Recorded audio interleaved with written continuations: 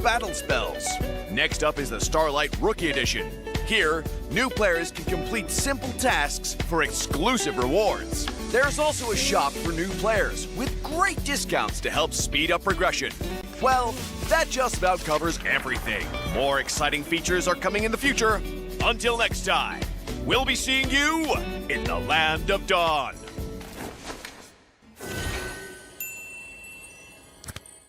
Hello everyone! Today we're thrilled to introduce our all-new game interface. So let's get started. First, we've completely updated the main interface with a new layout and visuals. Second, familiar features like Daily Quest and Battle Chest have been merged into Surprise Flip, so you can claim rewards in one convenient location. Players can earn daily surprise flip points by participating in any 5 vs 5 mode and unlock cards based on the points earned. Cards come in different qualities, and high-quality cards will automatically assemble with adjacent cards first. Rewards are randomized, but the higher the quality, the better the rewards. Flip enough cards for a guaranteed big prize. Additionally, we've cleaned up the match results screen. Beyond layout and visual improvements, we've also added a Starlight Task Progress Tracker. Rewards for new players have been completely upgraded too. Let's start with level growth. New players can earn heroes as they level up and unlock new battle spells. Next up is the Starlight Rookie Edition. Here, new players can complete simple tasks for exclusive rewards. There's also a shop for new players with great discounts to help speed up progression. Well, that just about covers everything. More exciting features are coming in the future. Until next time, we'll be seeing you in the Land of Dawn.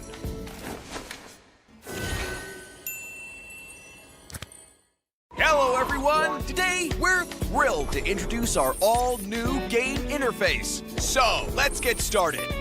First, we've completely updated the main interface with a new layout and visuals.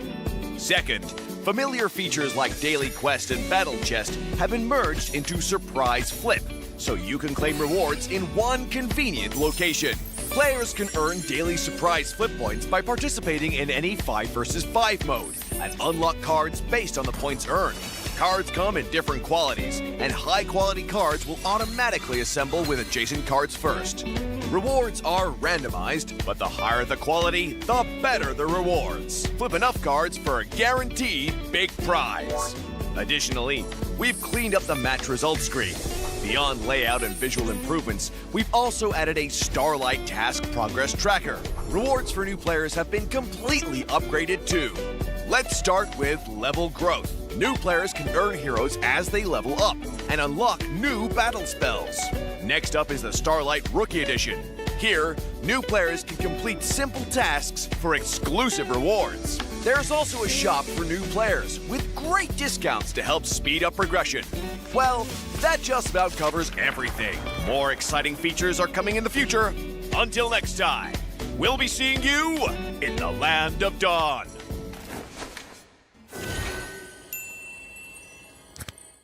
Hello everyone! Today we're thrilled to introduce our all-new game interface. So let's get started. First, we've completely updated the main interface with a new layout and visuals. Second, familiar features like Daily Quest and Battle Chest have been merged into Surprise Flip, so you can claim rewards in one convenient location. Players can earn daily surprise flip points by participating in any 5 vs 5 mode and unlock cards based on the points earned. Cards come in different qualities, and high-quality cards will automatically assemble with adjacent cards first. Rewards are randomized, but the higher the quality, the better the rewards. Flip enough cards for a guaranteed big prize. Additionally, we've cleaned up the match results screen. Beyond layout and visual improvements, we've also added a Starlight Task Progress Tracker. Rewards for new players have been completely upgraded too. Let's start with level growth. New players can earn heroes as they level up and unlock new battle spells. Next up is the Starlight Rookie Edition. Here, new players can complete simple tasks for exclusive rewards. There's also a shop for new players with great discounts to help speed up progression. Well, that just about covers everything. More exciting features are coming in the future. Until next time, we'll be seeing you in the land of dawn.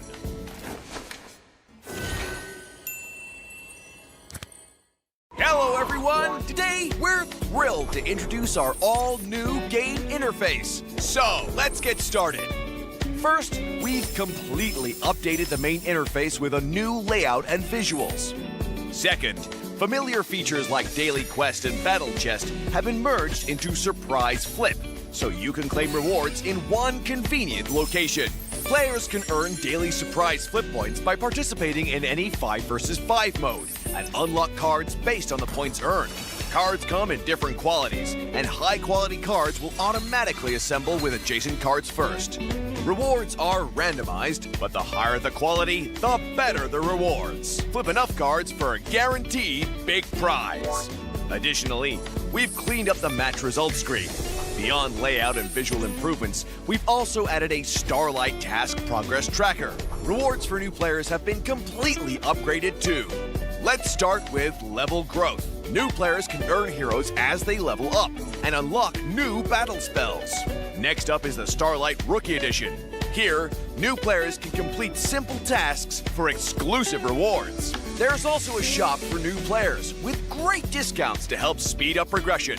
Well, that just about covers everything. More exciting features are coming in the future. Until next time, we'll be seeing you in the land of dawn.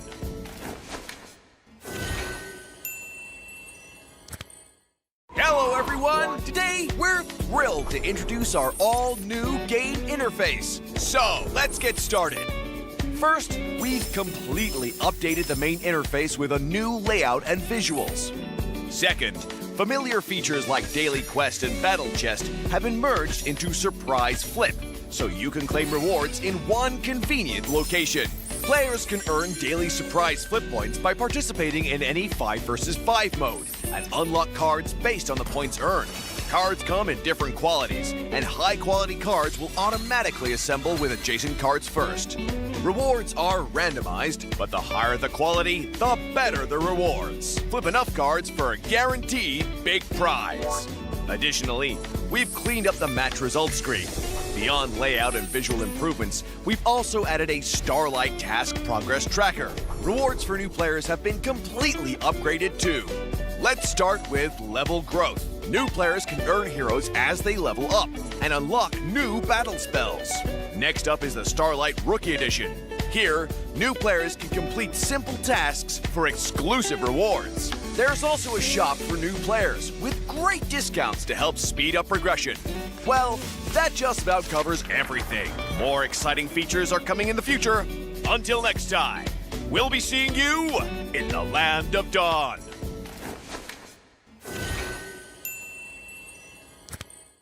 Hello everyone! Today we're thrilled to introduce our all-new game interface. So let's get started. First, we've completely updated the main interface with a new layout and visuals. Second, familiar features like Daily Quest and Battle Chest have been merged into Surprise Flip, so you can claim rewards in one convenient location.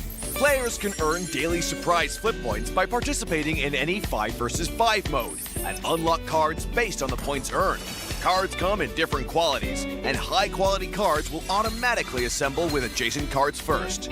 Rewards are randomized, but the higher the quality, the better the rewards. Flip enough cards for a guaranteed big prize. Additionally, we've cleaned up the match results screen. Beyond layout and visual improvements, we've also added a Starlight Task Progress Tracker. Rewards for new players have been completely upgraded too. Let's start with level growth. New players can earn heroes as they level up and unlock new battle spells. Next up is the Starlight Rookie Edition. Here, new players can complete simple tasks for exclusive rewards. There's also a shop for new players with great discounts to help speed up progression. Well, that just about covers everything. More exciting features are coming in the future. Until next time, we'll be seeing you in the land of dawn.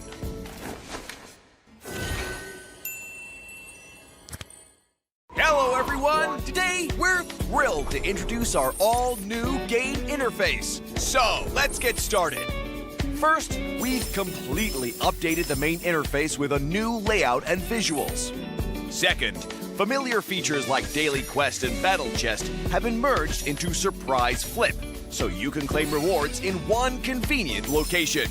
Players can earn daily Surprise Flip points by participating in any 5 vs 5 mode and unlock cards based on the points earned. Cards come in different qualities, and high-quality cards will automatically assemble with adjacent cards first. Rewards are randomized, but the higher the quality, the better the rewards. Flip enough cards for a guaranteed big prize. Additionally, we've cleaned up the match results screen.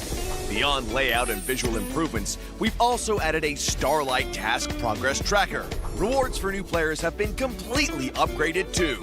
Let's start with level growth. New players can earn heroes as they level up and unlock new battle spells.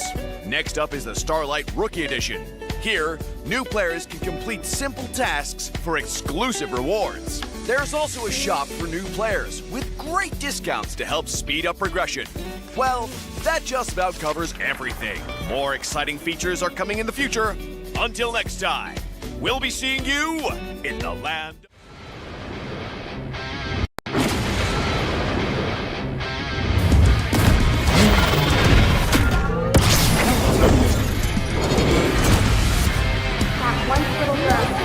He's gonna save someone this time.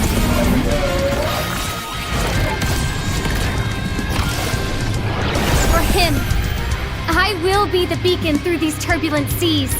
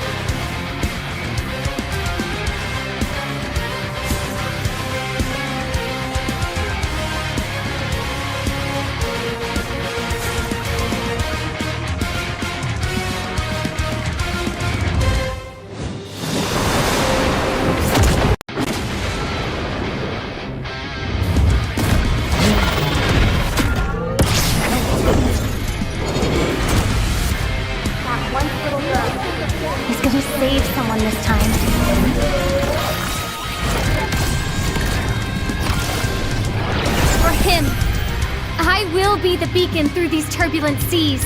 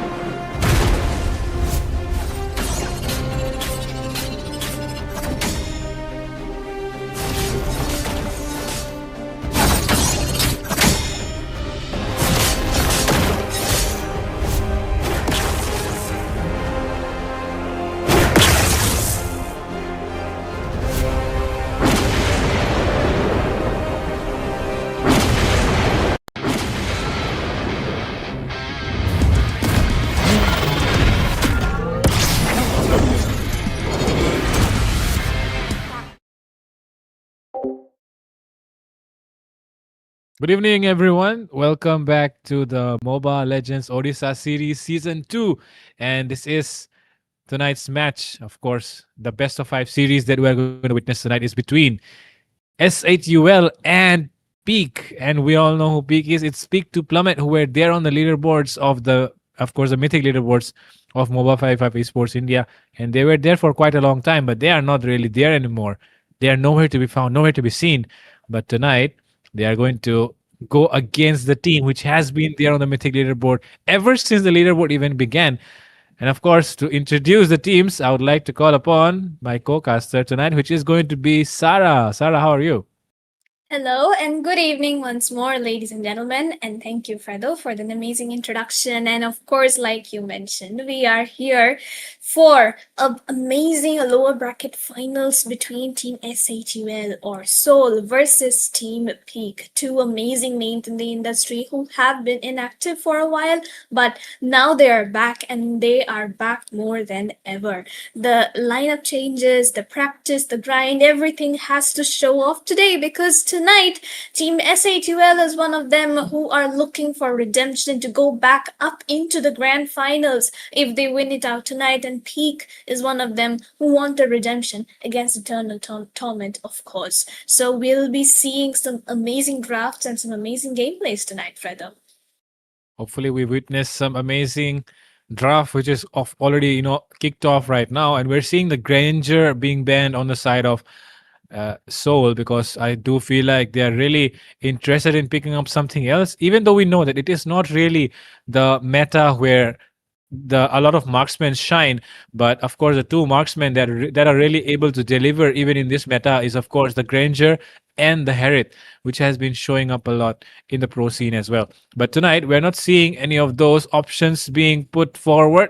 Instead, we're going to see the CC as well getting banned, which is of course a very, very good priority pick in the goal lane these days, considering how we, of course, even Indians, right? We as Indians, we like to follow what is happening in the global meta. Philippines is definitely the one shaping it. And we know that fighters side laning in the goal lane is something which is becoming a new norm. So in this meta, the CC as well is a very viable option. And Peak to Plummet do not want to let Seoul get their hands on that hero. Exactly so. And honestly speaking, these two drafts have to be so focused onto each other's specific heroes. Like both of these teams have a certain level of comfort on those specific heroes, and they will need to take those out of the main draft because otherwise it is going to be very difficult during the draft scene if, things go wrong sometime or the other. Like as for Team SAT, well, they love to play the Lunox and the Kalia, the Garut Kacha and the Kalia, the Lunox and the Garut Kacha, I mean. And on towards the EXP, they love to go the Esmeralda, the Lapu, the Arlot. Peak, meanwhile, definitely focuses things towards their goal lane with the Ruby, the Nathan, the Granger, which has been taken off of the board. So we can definitely see a reflection of that into the banning phase right now. Yep, definitely. They like to pick out heroes which the other teammates play. And of course, sometimes you also focus those ban slots onto the meta picks, which are, of course, into the hands of these guys because we all know top teams are not top teams if they do not have players who can play multiple heroes. And these guys playing here tonight, S8UL, Peak, they are not one of those people that you can gap by just banning out a couple of heroes. So, of course, they do go with those comfort bans sometimes by targeting the enemy, but sometimes they also like to go for those meta oriented bans as well. And we can see it already that the Gatot and the Alice has been banned on the side of Seoul, considering how they do not want the enemy to take team fights, I guess. And along with that, we're seeing the Lancelot show up as the first pick. Jay is not even going to second think on that because we all know how he likes to play the utility junglers a lot, but we all know what's meta right now, and this guy is one of those guys who is so versatile in every single meta, doesn't matter what it is. And even his assassins, some people doubt it, but I feel like it's still very, very good, compared to the other junglers. So yeah, here Jay is going to be picking up that Lancelot as the first pick. Meanwhile, Pick to Plummet, let's see what they pick up as their two picks. I do feel like they can go for some other roles if they want to prioritize, because if they do not pick up their jungler in this first phase, then I feel like the Yi Shin might get banned. Exactly. So it is very possible for the Yusenshin to be taken out. But then again, Yusenshin would be a risky pick as well, since they have the Lancelot on towards the jungle already. So we will be seeing a bit of a variation coming in towards the jungle. Maybe the Fredrin, maybe even the Balmond or the Tamus, because of the new draft, the new patch which has come out. And then again, however, Peak has already picked up on the Lapu Lapu as well as the Khalid, both of which can be flexed. Of course, the Khalid is a definite on towards the roam, but the Khalid could be sent either to the EXP or towards the goal lane. So we will have to see onto which lane he decides to go in. However, judging from the fact that it is Peak, they love to play the Lapu on towards the EXP, don't you think so? Yep. Definitely, Lapu could go into the EXP. It could go into the gold as well. Sometimes I've seen that happen. Of course, now that it is going to be facing up against the Esmeralda, I do feel like the Lapu could be going to the goal lane as well. At the same time, even the Esmeralda is a very viable option because she is more of a fighter who depends on her items more than her skill sets, I would say, and which is why the goal lane is also a viable option for the Esmeralda. And with that, not to mention to everyone, tonight we are hosting a giveaway of 3,000 rupees, of course. And if you want to participate, you want to win, because the number of winners is not less either. It's 15 lucky people who will be winning tonight. And if you are one of them, then you could win it as well. So if you want to follow, if you want to participate in the giveaway, just follow the links in the, of course, the Nightbot, which is, of course, sending the message down in the live chat, or you can check it out on the Instagram page of RRG Esports Syndicate as well. And with that, back to the draft once again. First phase is over. They do not go for a Essential, they instead go for a Joy. That is very surprising, Sarah. I mean, judging from the fact that we do have the 7 global band system where Yusenshin has been included onto that list. Oh, right. So yeah, the Yusenshin is off the charts for now, and that's, I guess, one less threat for both of these teams to be worrying about.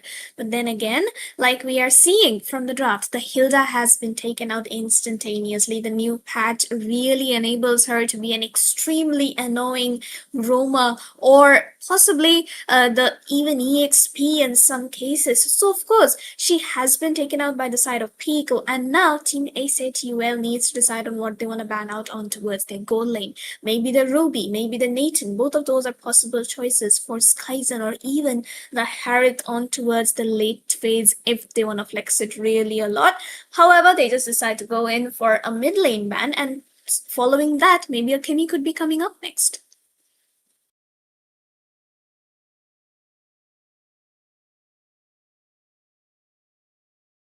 And I guess Fredo will be back with us in a short while. And as we were saying, Peak really needs to decide what they want to be banning out in this phase, because right now Anti could really be picking up on any hero he wants. The Alot is off the charts because of the 7 bans, the global bans, which we have been seeing so far. So what can he go in for? The Yuzhong is also off the board.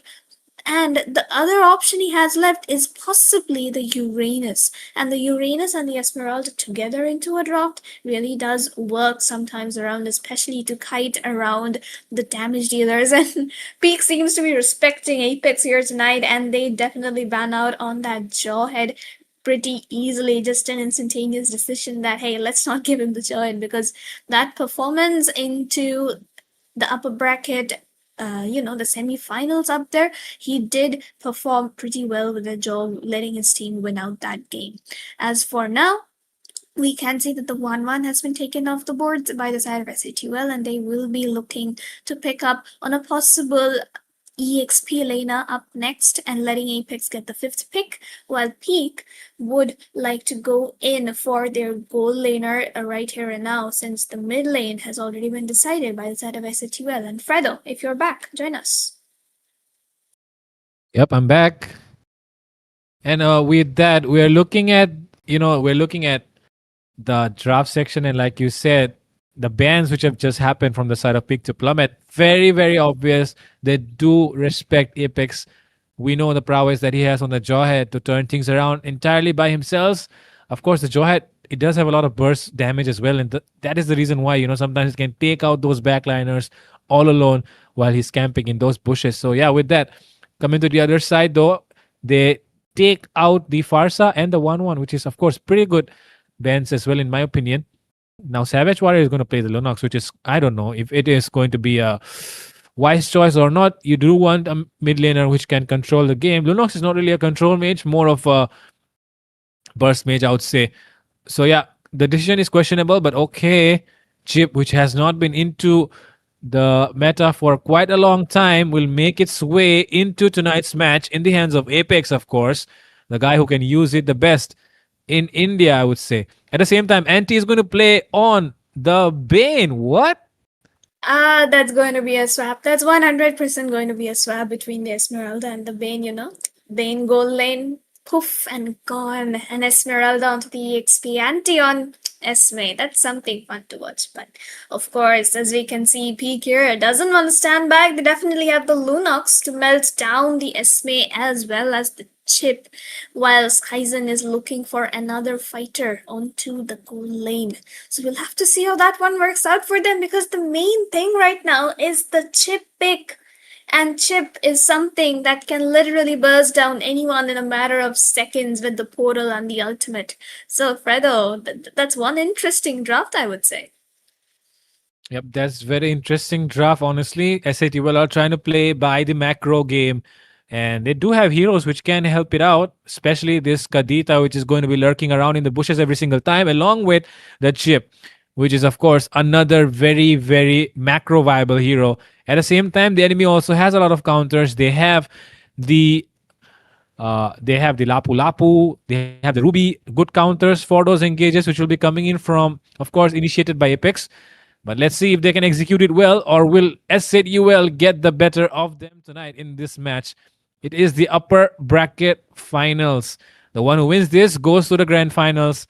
The loser will, of course, have to go and fight back once again up into the position if they want to do it. So yeah, you do not want to take the long way around. You want to secure your spots as fast as you can and prepare for the finals. So yeah, with that being said, ladies and gentlemen, we're going into the land of Dawn. SATUL up against Peak to Plummet. The one who wins this goes into the finals and gets a chance to claim that 50,000 prize pool. Of course, this is MLOS Season 2, brought to you by RRG Esports Syndicate, powered by Zenvy Visuals, co-powered by Esports Federation of Odisha, and produced by RRG Production.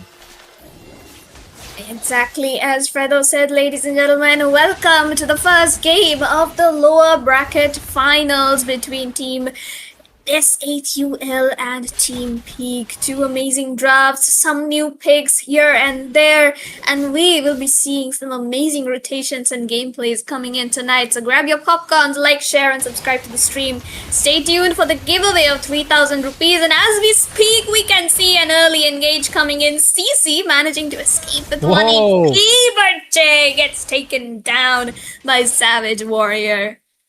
Savage Warrior being savage as always. Jay, of course, the first pick lands out here.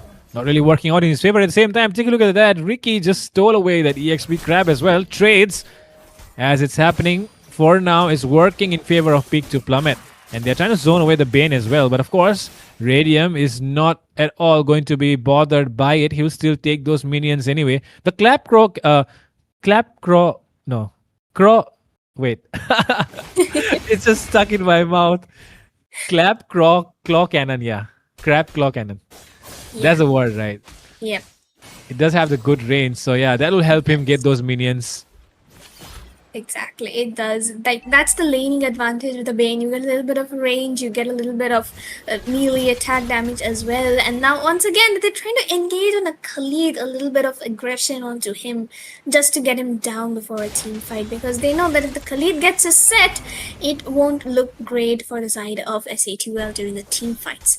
And here as well, the fact that Jay did lose himself once, like he was taken down once before the first turtle, it would mean a major Oh. disadvantage. And look at Kai is going in with electrifying beats, the falling star moon enough and for Anti to help him escape. But Chip comes in with a bit of a stun, but Jay does not have the damage at the moment to try and take anyone down. Asuna though in a good position, will try to get the petrified, but the rough waves, he doesn't miss, like he misses and then he doesn't miss, and Kais will get taken it down. Apex here gonna be caught out pretty low. CC trying to chase him down. Jay gets the double onto the back line, will find Savage Warrior, but he's trying to look for more. Ricky is pretty low, and Esme will find CC in the middle of it, while Lapu has to escape with the bravest fighter.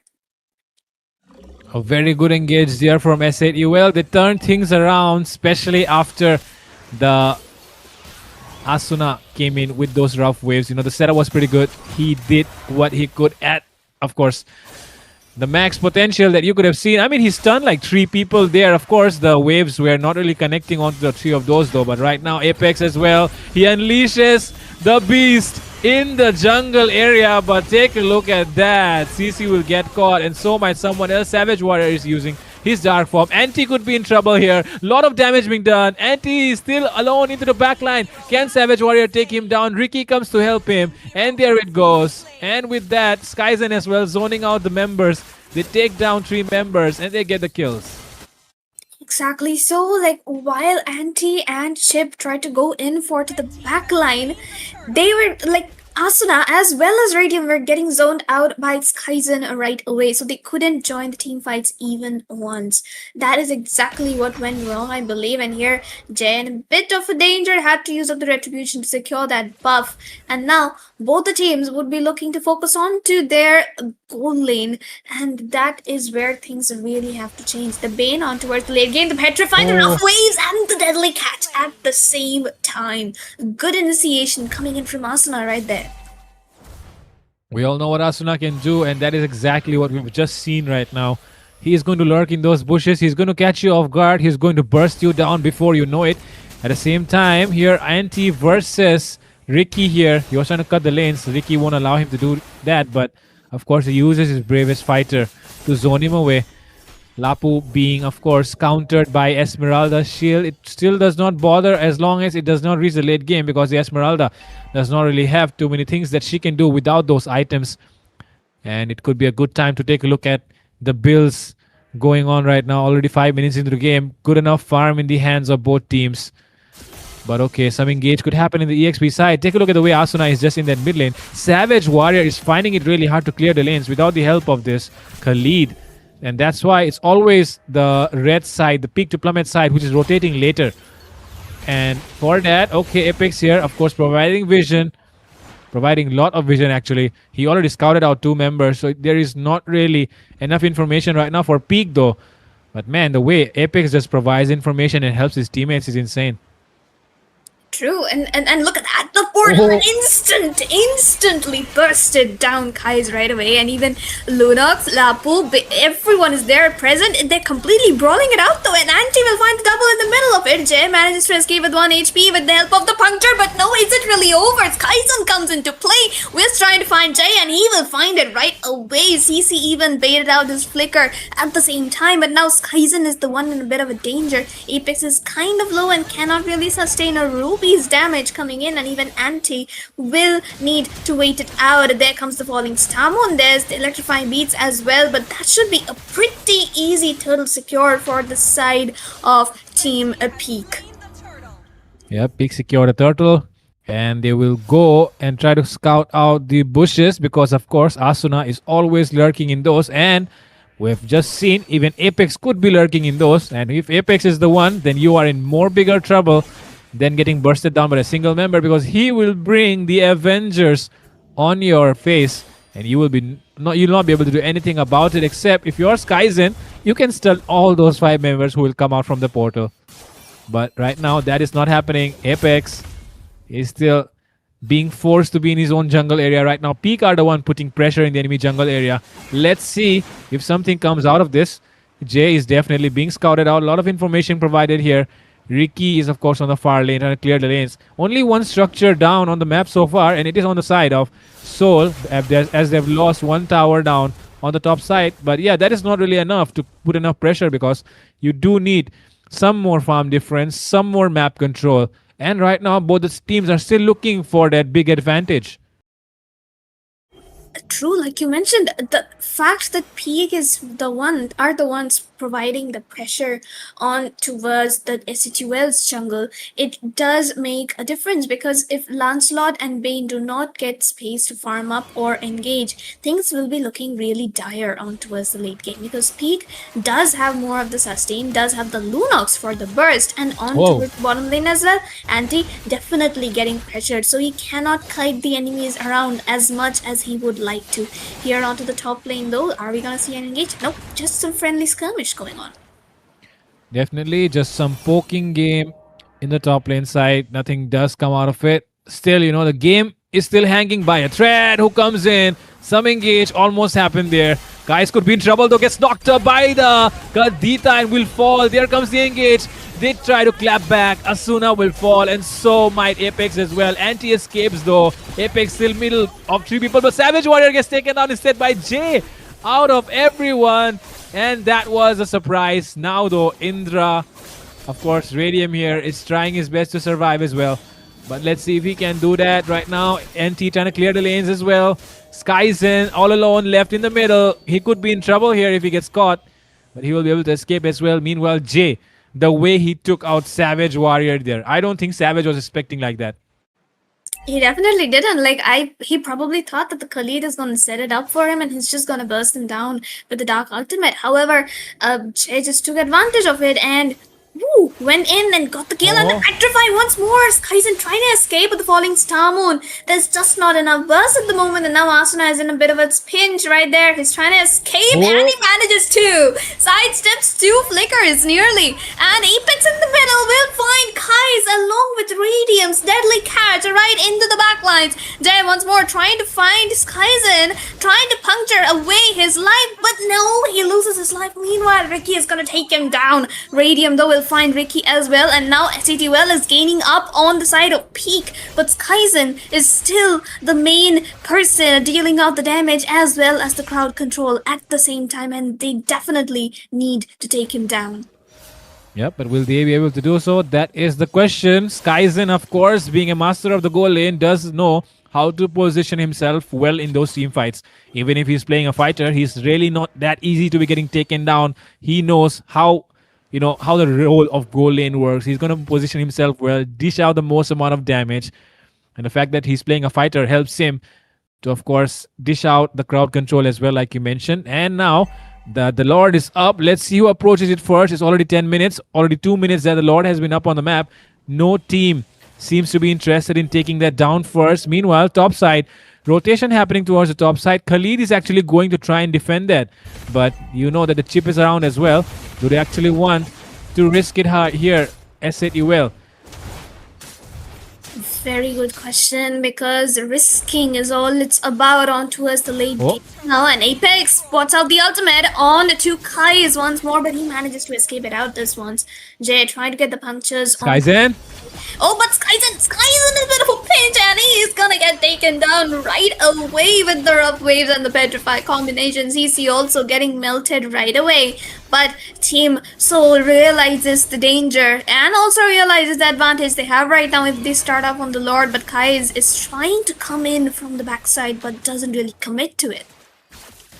Yep, doesn't really commit to it yet. Kais though, now he's committing on to Apex. Not the right target though. NT coming in with the falling star moon, just trying to zone the members of Peak away.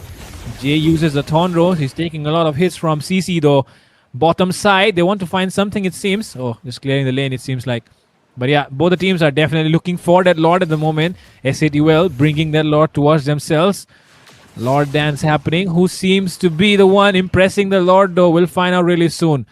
Both the teams are still looking for that moment where they can get that advantage, because this game is still in a stalemate situation, I would say, because no team is actually having some advantage except for the fact that Peak to Plummet have two structures on the map.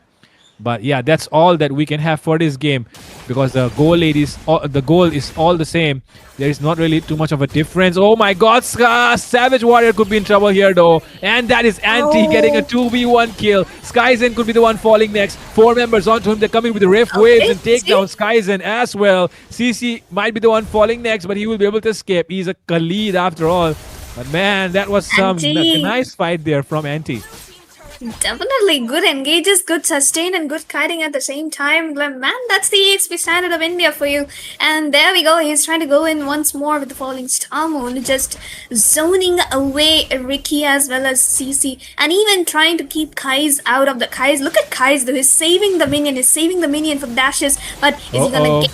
Apex stuns him out, and Jay is gonna secure the retribution onto the Lord. Ricky in a bit of a pinch here. CC gets taken down once more. Kai is also very low, and Apex is gonna find him right away. Asuna manages to escape with 1 HP. Skyzen trying to look for something. He is trying to find Jay in the middle of it. Is he gonna commit? No, Asuna stops him in his tracks. Damn, the waves were just enough to deny peak of that kill onto Jay. And now Apex, does he have the ultimate? No, he doesn't. He would like to get back off, but oh my God, look at Savage Warrior. Lot of damage being dealt right now. The Lunox is definitely coming into the game at the moment. And maybe I'm also realizing it. They're always going for, Savage Warrior first in those team fights. They know if they take him down, then of course half of the damage coming from that team is of course neutralized. So yeah, going for Savage Warrior is of course a good option, but the thing is, you also need to be careful about. Oh my God, what is Khalid doing there?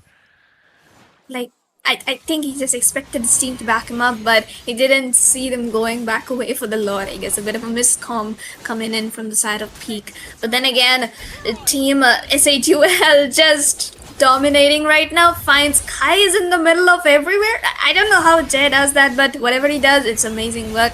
And look at the brilliance getting used up so early, which means then the next time Chip goes in for a flicker engage and is trying to go for that. Oh, there we go.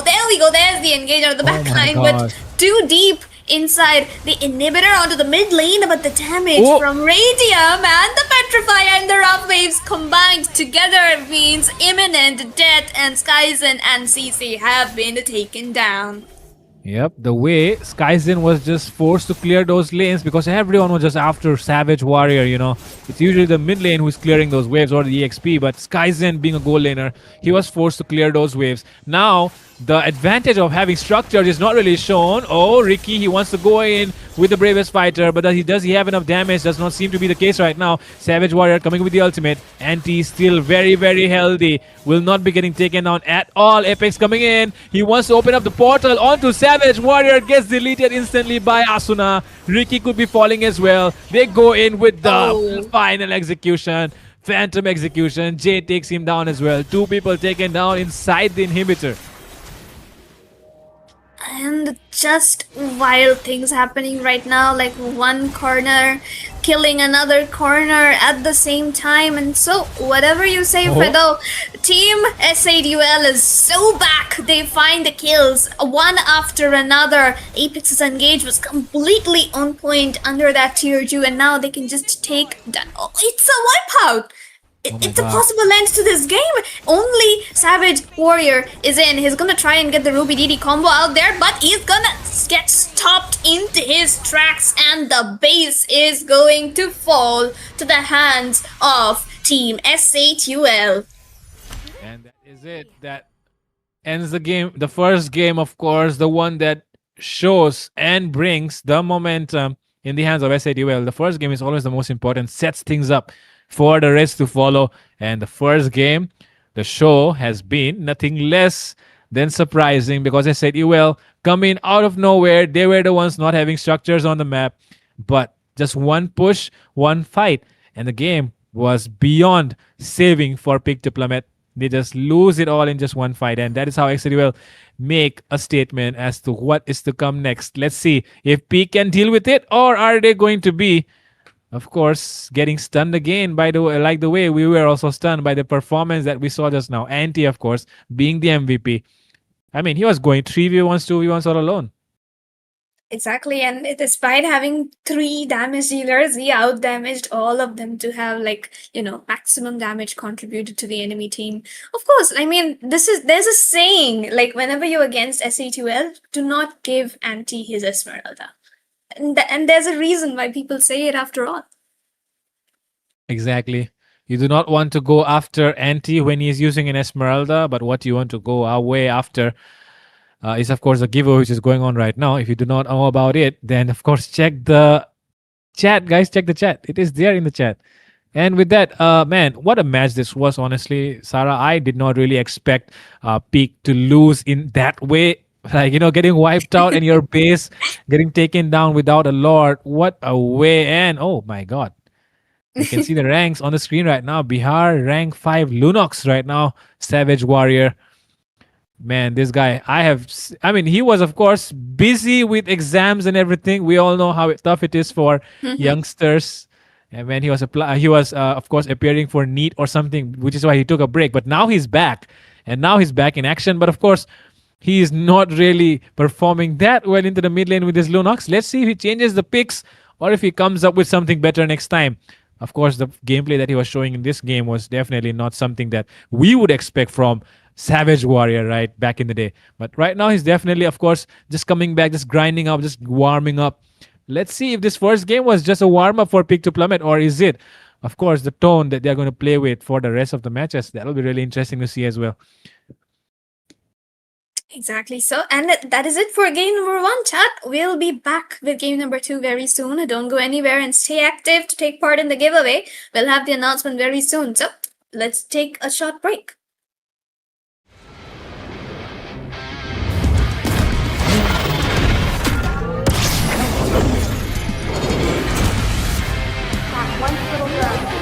He's gonna save someone this time.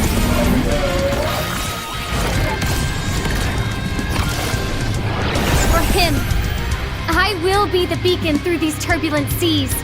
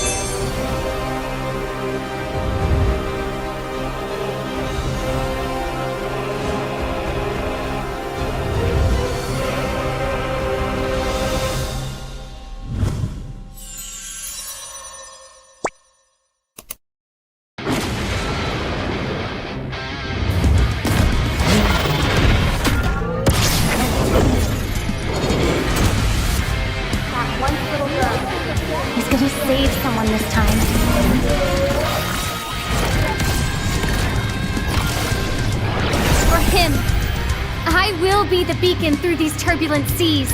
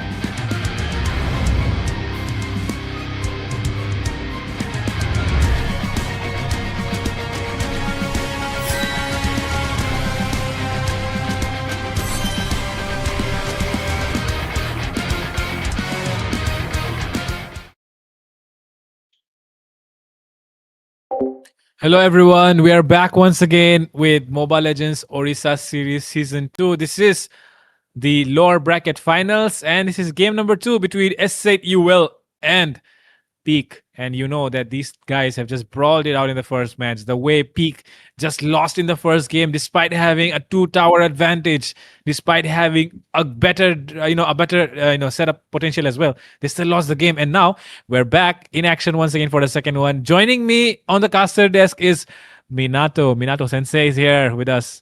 And Minato, what are your everyone. thoughts?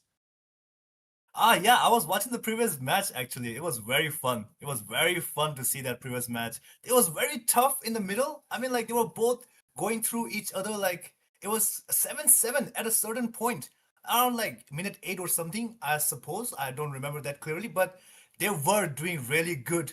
Both of them were showing why they are the top teams of India. And now we will be going straight into the draft pick. We are already seeing Kadita as well as CC getting banned over here. And CC being very flexible as well as Kadita as well. And what do you think? These bans are very, very good coming out from both sides. Definitely good bans, from both sides. Pretty similar to the previous game, I would say, where Kadita should have been banned. But of course, Asuna got his hands on the Kadita. And he was, of course, performing wonders with the Kadita.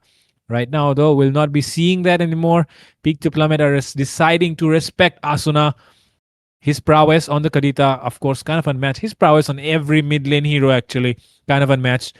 But with that, the next bans coming in here are the Rome bans, Gatot and Kalia. Both of them, pretty similar in terms of the hero skills, I would say.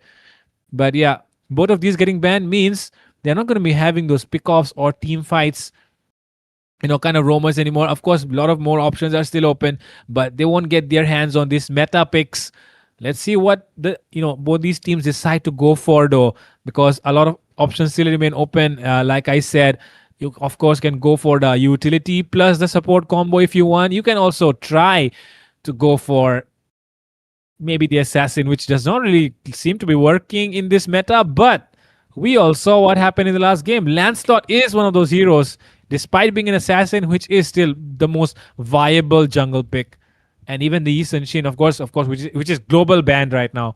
But man, if it was open, then I feel like Peak could have picked that up as well. That is true. That is true. And yeah, we do see a lot of Lapu Lapu getting banned as well. Lapu Lapu being very flexible as well. And as Fredo was saying, these are very good bans coming out from both sides. The Kadot Khaja very flexible even in the EXP, even as a roamer as well, and the Kalia as well. And as predicted, God Kais does pick up this Lancelot. He is very strong. We have seen what God Kais could do on these Lancelot. But before we start our tournament and before we start going to the pick-off session, we do have a small rule over here which states that 7 heroes will be permanently banned throughout this whole tournament. And those heroes are Yuzong, Grok, Yisanshin, Fredrin, Kimi, Zuxin, and Arlot. And if you have a very special connection with those heroes, then we are very sorry. But the top 8 teams will be banning them out throughout this entire season. And yeah, the next pickups coming out from the side of those S8UL Anti as well as Intra, picking up those Granger as well as this Phoveus, the long shot from the backside as well as this Phoveus just jumping into enemy's back lane. Those dashes can be stopped by this Phoveus. The Phoveus will be very crucial even at the level 4 mark. It is very strong, very early game as well, and in the late game he becomes very, very tanky. Almost impossible to pick off this person. I mean, and from the side of the peak, Ricky also picking up this Esmeralda just to counter out this Phoveus. Phoveus can get all those shields while he's jumping around here and there in the back lane as well. But this Esmeralda will be denying him all those jumps just by picking up his shields. The leftover shields will be getting taken away by this Ricky guy. And now we do see Savage Warrior picking up this Farsa as well. This Farsa, it is a very, very tricky one because I'm not sure the Farsa could be very good in this matchup because they do have this Hayabusa as well as this Phoveus just jumping in the back lane. What do you think about this Farsa pick, Fredo? I feel like Farsa is one of the best mages right now, the best mid laner, I would say, because the range is there, the damage is there, and of course, the mobility, which is a big factor for mid laners because you're always getting targeted by the EXP laners, the junglers, the roamers. Everyone is just after you, so the mobility just helps out a lot. And of course, if you think about rotation speed, there is no match for a Farsa because he's always able to use those wings by wings to rotate faster and provide better backup. And of course, for those ganks as well, which will be coming in really handy with those faster rotations. Right now, in the second phase, though, we're looking at the ban section. Khalid getting banned out. Selena off the map as well. There are not going to be a lot of faster rotations coming in. And at the same time, there is not going to be a lot of vision provided as well. Selena, as we all know, is one of that hero that can provide a good amount of vision with those traps of hers. But that won't be happening right now. And we all know the guy called Asuna, of course, the mid lane standard. Some say it's Zozo, but most say it's Asuna. But yeah, with that, coming into the next bands though, let's see what Asuna decides to go for here. I feel like the Kimi is not really open as well, right? So Kimi is not really here anymore. So what else can Asuna pick up here? Do you have any guesses?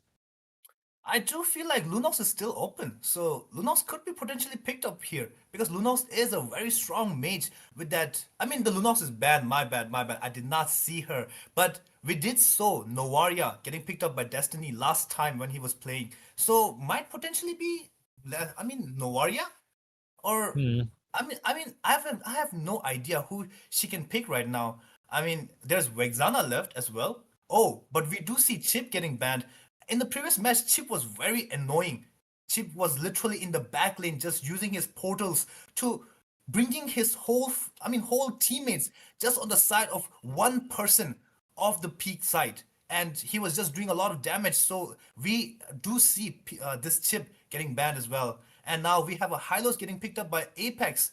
Hylos being very strong and very, very tanky in the front lane, and he will be sustaining a lot of damage with that revitalization as well. Hylos will be very annoying, and yeah, from the side of the peak, they do have to find some kind of counter against this Hylos as well as this Hayabusa and this Granger, doing a lot of damage with the Sky Pierce in the late game. If the Sky Pierce stacks up, and that is GG for the side of peak. What do you think? Who do you think will this Asuna guy will pick at the end? My question right back at you. Well, I feel like, he could be going for those Vexana and Auroras because they are like pretty, I would say, the safest pick out here, but the thing is you'll still get outranged by a Farsa. Your lane clear will not be that strong. So what do you want to go for here? Xavier? Maybe? Of course, which Easy is to kind of a viable pick. And here we go. The Xavier has got just locked in. Asuna is here to save the day. If anything goes wrong here for SADUL, they have a Granger Xavier combo. Long range guaranteed. I mean, you have a Farsa, and we bring a Xavier. Along with that, we bring a Granger as well. So, man, range for range. Mobility for mobility, of course, if you think about it, they have a Hayabusa as well. Along with that, they pick up the high loss. So, man, Apex, of course, with that high loss, you know he's going to use those glorious pathways to slow you down. So I feel like even if the side of Peak have a lot of mobility, it's still not enough because they are going to try and find a way to catch them, catch them off guard with those glorious pathways and anything else that they have. But for now, with that, we are going into the land of John Minato. What are your thoughts about this draft? Just one name. I mean, these drafts are very, very. I mean, it's OP. We can expect these kind of drafts from the both side. They are the India's top. I mean, teams, right? The Peak as well as the SAGUL. But before we start the game, before we go into the land of dawn, I do have. I mean, a small thing over here. I did interview somebody in the chat earlier in the first match. Guess who it was? Fredo, guess who it was? Who was it? It was Pun and One, and I did ask him, the person, the jungler from the Eternal Torment, who will be in the grand finals, waiting for one of these teams to come up over there. And that guy is Pun and One, the jungler from the side of Eternal Torment. And I asked him, who do you want to face against in the final match? And you know what he said? He said, let me quote him. He said, we want to face SAGUL. We want the adrenaline rush of finals against the team of India SAGUL, and they will, and they are my friends as well. And there's a fight going to break out soon. Fredo. Yeah, into the mid lane, into the turtle pit, into the Bulbasaur region. Something was about to happen. Did not really happen though. But yeah, with that, man, that code from Puni. Of course, you call him Pun and One. I call him Puni, whatever it may be. But yeah, Puni, of course, man, he is, of course, a guy who always, wants to get that adrenaline rush, and that's why probably you got that reply from him. But man, I'll be excited as well to see SADUL in the finals against, of course, Eternal Torment. But before that happens, they have to go through Peak to Plummet. Peak to Plummet, of course, you know that no one is going to be that excited if they, go to the finals. But man, if they can stop SADUL here, they are definitely going to leave a mark in this tournament. So far, Ricky, 3v1 uses a flicker. Will he be getting caught though? Stuns coming in, landing on him. Still a lot of shield there. And there comes a knock-up. And first blood secured here by Anti. That is true. All those shields could not save herself. Ricky, I mean, she had all those shields. She was trying to take away the shield from the Phobius, but I mean, that was not enough. But there's going to be a fight breaking up in the turtle lane, and somebody might get taken down. CC looking very low and does gets taken down by the Xavier. Xavier doing a lot of damage already in the early game. And the turtle will be spawning up, and it looks very delicious from the side of the Peak. I mean, look at them. Yeah, the Feather Airstrike just comes down, and Hayabusa will get punished for taking down that turtle. And Lancelot also gets punished in the back lane as well. Farsa, oh my god, this Farsa gets taken away as well. And look at this Phobius! My god, he's slam dunking on everyone. Oh my god, Ricky already looking very low. And she does get taken down by this Daddy Xavier. My god, what a fight, what a fight. Oh my god, the dawning light almost catches up to CC. People wondering here, why is the Phobius playing so good in this meta? Well, let me tell you. Anti is one of the best Phobius players in India. And that's why you do not want to keep the Phobius open when you have Anti up against you. Ricky, of course, he has the Esmeralda, but even then, we all know Esmeralda is not really a hero that, fails to perform against the Phobius. But right now, Anti just showing the prowess that he has, that he can counter his counter. So man, Minato, isn't this exciting to see what's happening right now? My god, this guy, this Phobius, holy. I was not expecting Phobius to do that much damage onto Ricky. I mean, she is a counter, like some kind of counter. And Farsa gets taken down by Granger. And we did see earlier that Granger did pick up that Sky Pierce. And he already got a stag over already. 1-0-0. My god, this Granger will be very scary in the late game. Holy. And what do you think? Look at the bot lane. This Phobius is cutting off the lane of the Esmeralda. My Imagine. God, what is going on? Imagine Anti just clearly disrespecting Ricky here. I mean, in the last game, he was definitely doing pretty good with the Lapu, but right now, guys, you don't want to pop up that Tron Rose too early, my boy. CC coming in with the fist crack, but okay, this is not still enough. Skyzen from the back lines. Can he do something here? He has a Ruby. Skyzen could be in trouble here. If SAD will decides to go in, not yet though. Anti, take a look at the way they're zoning out this Badang. Badang getting knocked up. Badang! CC could be falling here. Mega kill secured by Anti. Another moment of brilliance being shown by the best EX billionaire of India. That is true. My God, this guy is doing a lot of damage in the back lane unexpectedly. Actually, I was expecting Phobius to do a lot of damage in the early game towards the first turtle, maybe. But after that, I was hoping he would like fall down a little bit. But no, this guy is not accepting to fall down. He's just there in the face of the side of the peak. Like he's like saying, I picked this Phobius and it is my main, and I am going to show you why I am called the best EXP of India. And this guy is dominating in the bot lane. 3 people already on the side of the... Like, look at the Apex. Apex already showing up the vision for this Ricky. Ricky is looking in a very bad position. And there you go, the jumps from this Phobius and takes down Ricky. And Phobius does get that unstoppable onto this Esmeralda. The Esmeralda looking very, very dicey. She has to pull up. She has to do something. Otherwise, the bot lane turret is the first turret getting taken down. Top lane, this versus one against Marksman with the Lancelot. And God, guys, look at those side steps. My God, what a game. Holy crap. Skyzen trying to go in and take down this. Skyzen! Inside the turret. Oh my goodness, Skyzen. He missed it. He even used his flicker, but he was not able to take down Radium there. Radium just showing why he's the GOAT. And Skyzen could be in trouble here. It could be Jay as well. Oh my goodness, 1 HP. How did he survive that? Jay was, of course, he failed to use a shuriken there. But man, right now, Farsa is in trouble. Oh my god, even Kai is in trouble. Take a look at the way SADOL are ganking people across the map. You know, they're taking down 2 members on 2 different areas of the map. Peak to Plummet has just been wonderstruck as to what is going on right now. I mean, how do you play against people who are ganking you on 2 different lanes and taking down 2 different members? Minato, tell me, how do you do that? I have no idea. I mean, I suppose I have to go against them at some point, right? Because if I'm trying to grind my ranks and all, I'm going to meet them at certain points. But I hope I don't meet them. I hope I don't meet them in the rank. This is actually very scary. Looking at the peak side, my God, look at this. Phobius already jumping in at the glorious path, putting up over there, trying to save somebody. And my God. Taking down Farsa. Also, Badang gets taken down at the backside. Double kill for Jay. Jay on this Hayabusa looking very dicey and scary as well. And now look at the Granger already in the mid lane trying to do some damage and trying to poke them. The Sky Zen already looking very low, and Apex trying to provide them some vision, trying to provide them some like tankiness.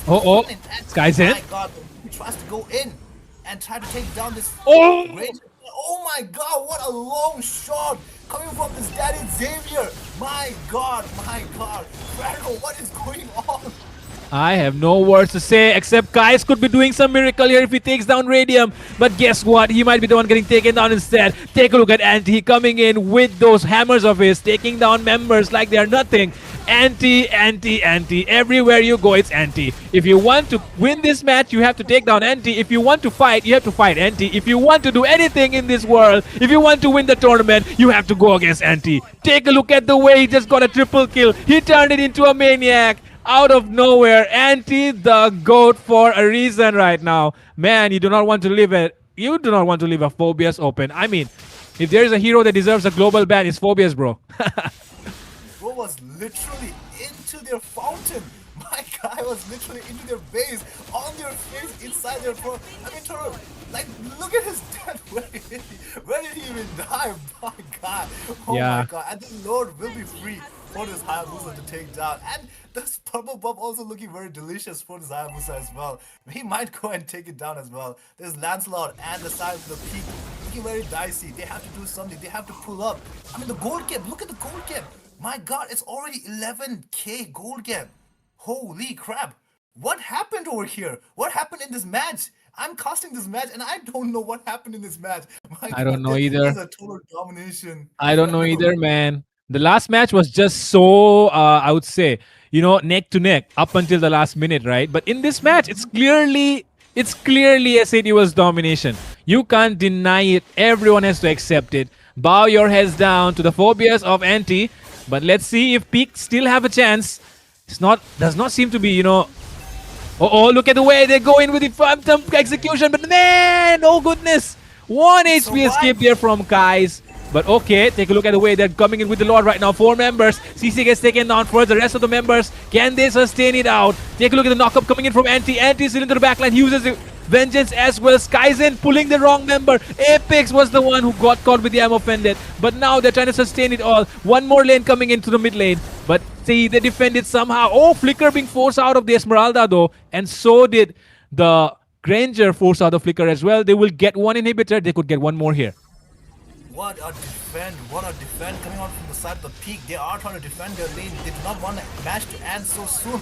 And there's a jump again from the Phobias as well as this Hylos trying to provide some help from the back lane. But yeah, killing spree goes on to this Granger. Look at the Sky Pierce damage. My God, he got double kill again. This guy, this Granger, doing a lot of damage as well. 405. And I know those Sky Pierce are hurting them.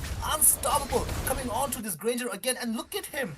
My guy, he's just in their fountain trying to do some damage, but that will be GG. Well played towards the side of the S8UL. What a game. India number 11 Granger as well. Holy. Wow. I What a mean, game. India number 11 for a reason, man. At the other side, you can see Bihar rank 1 Farsa up against India 11 Granger. But man, is there someone who should be India number 1 Phobias? We know who it is. We all know who it is. It's Anti, man. I mean, some people, I don't think he is a one-trick Phobias, but some people call him a one-trick Phobias, and he just showed why. Because, man, the way he plays it, right? He is countering his counter. Like, imagine, bro. People would be like, oh, man, they have an Esmeralda. Oh, my God, I'm going to get countered if I pick Phobias. But Anti is like, I mean, what Esmeralda? I didn't hear you. What did you say? Did you say Layla? Yeah, Yeah. he just does not care. He doesn't care. He's literally in the back lane just jumping onto everyone. He is sumo slamming everyone. Like he's literally there like, my God, he's doing WWE moves onto everyone in the back lane. Just taking down one by one every person. And this Granger coming from the back side doing a lot of damage with that Sky Pierce as well. Look at the damage given by this Granger. 27%, and also the Phobias. He is an EXP laner. Look at the damage given by him. 29%. My God, what a guy. My God. I have no words. Honestly, brother. I have man. no words. Yep. I mean, like, you usually do not see a EXP laner getting too much spotlight because he's usually just harassing the enemies, but he does not get the kills because it's always a jungler or the goal laner who picks up the kills. But man, this guy, he was doing 3v1s, 4v1s. He got a maniac. How many times do you see a Phobias? A Phobias, because it's a very slow hero if you think about it. A Phobias getting a maniac in a tournament at the playoff stages. Basically, lower bracket finals. Just imagine. So, man, Yeah.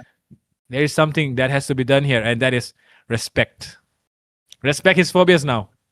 Or Yeah. feel the wrath of his hammer. And yeah, we will be seeing you guys shortly. And there is a giveaway of 3,000 rupees. So check out the Instagram and yeah, check out the descriptions of the Instagram and everything. So we will be back shortly for the next match. And yeah, this has been me, your caster Minato, and with me we have Fredo. So yeah, see you guys next time.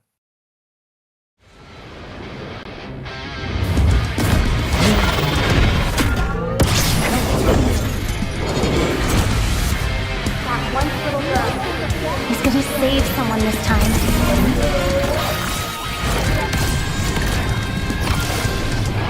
For him, I will be the beacon through these turbulent seas.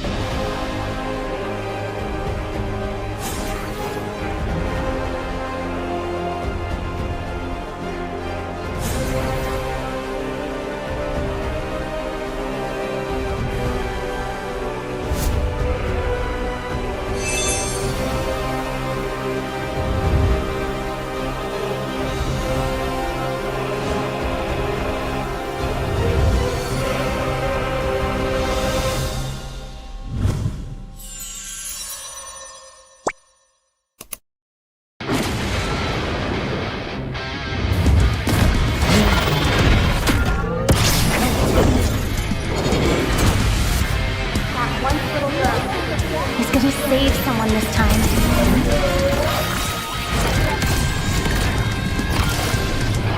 For him, I will be the beacon through these turbulent seas.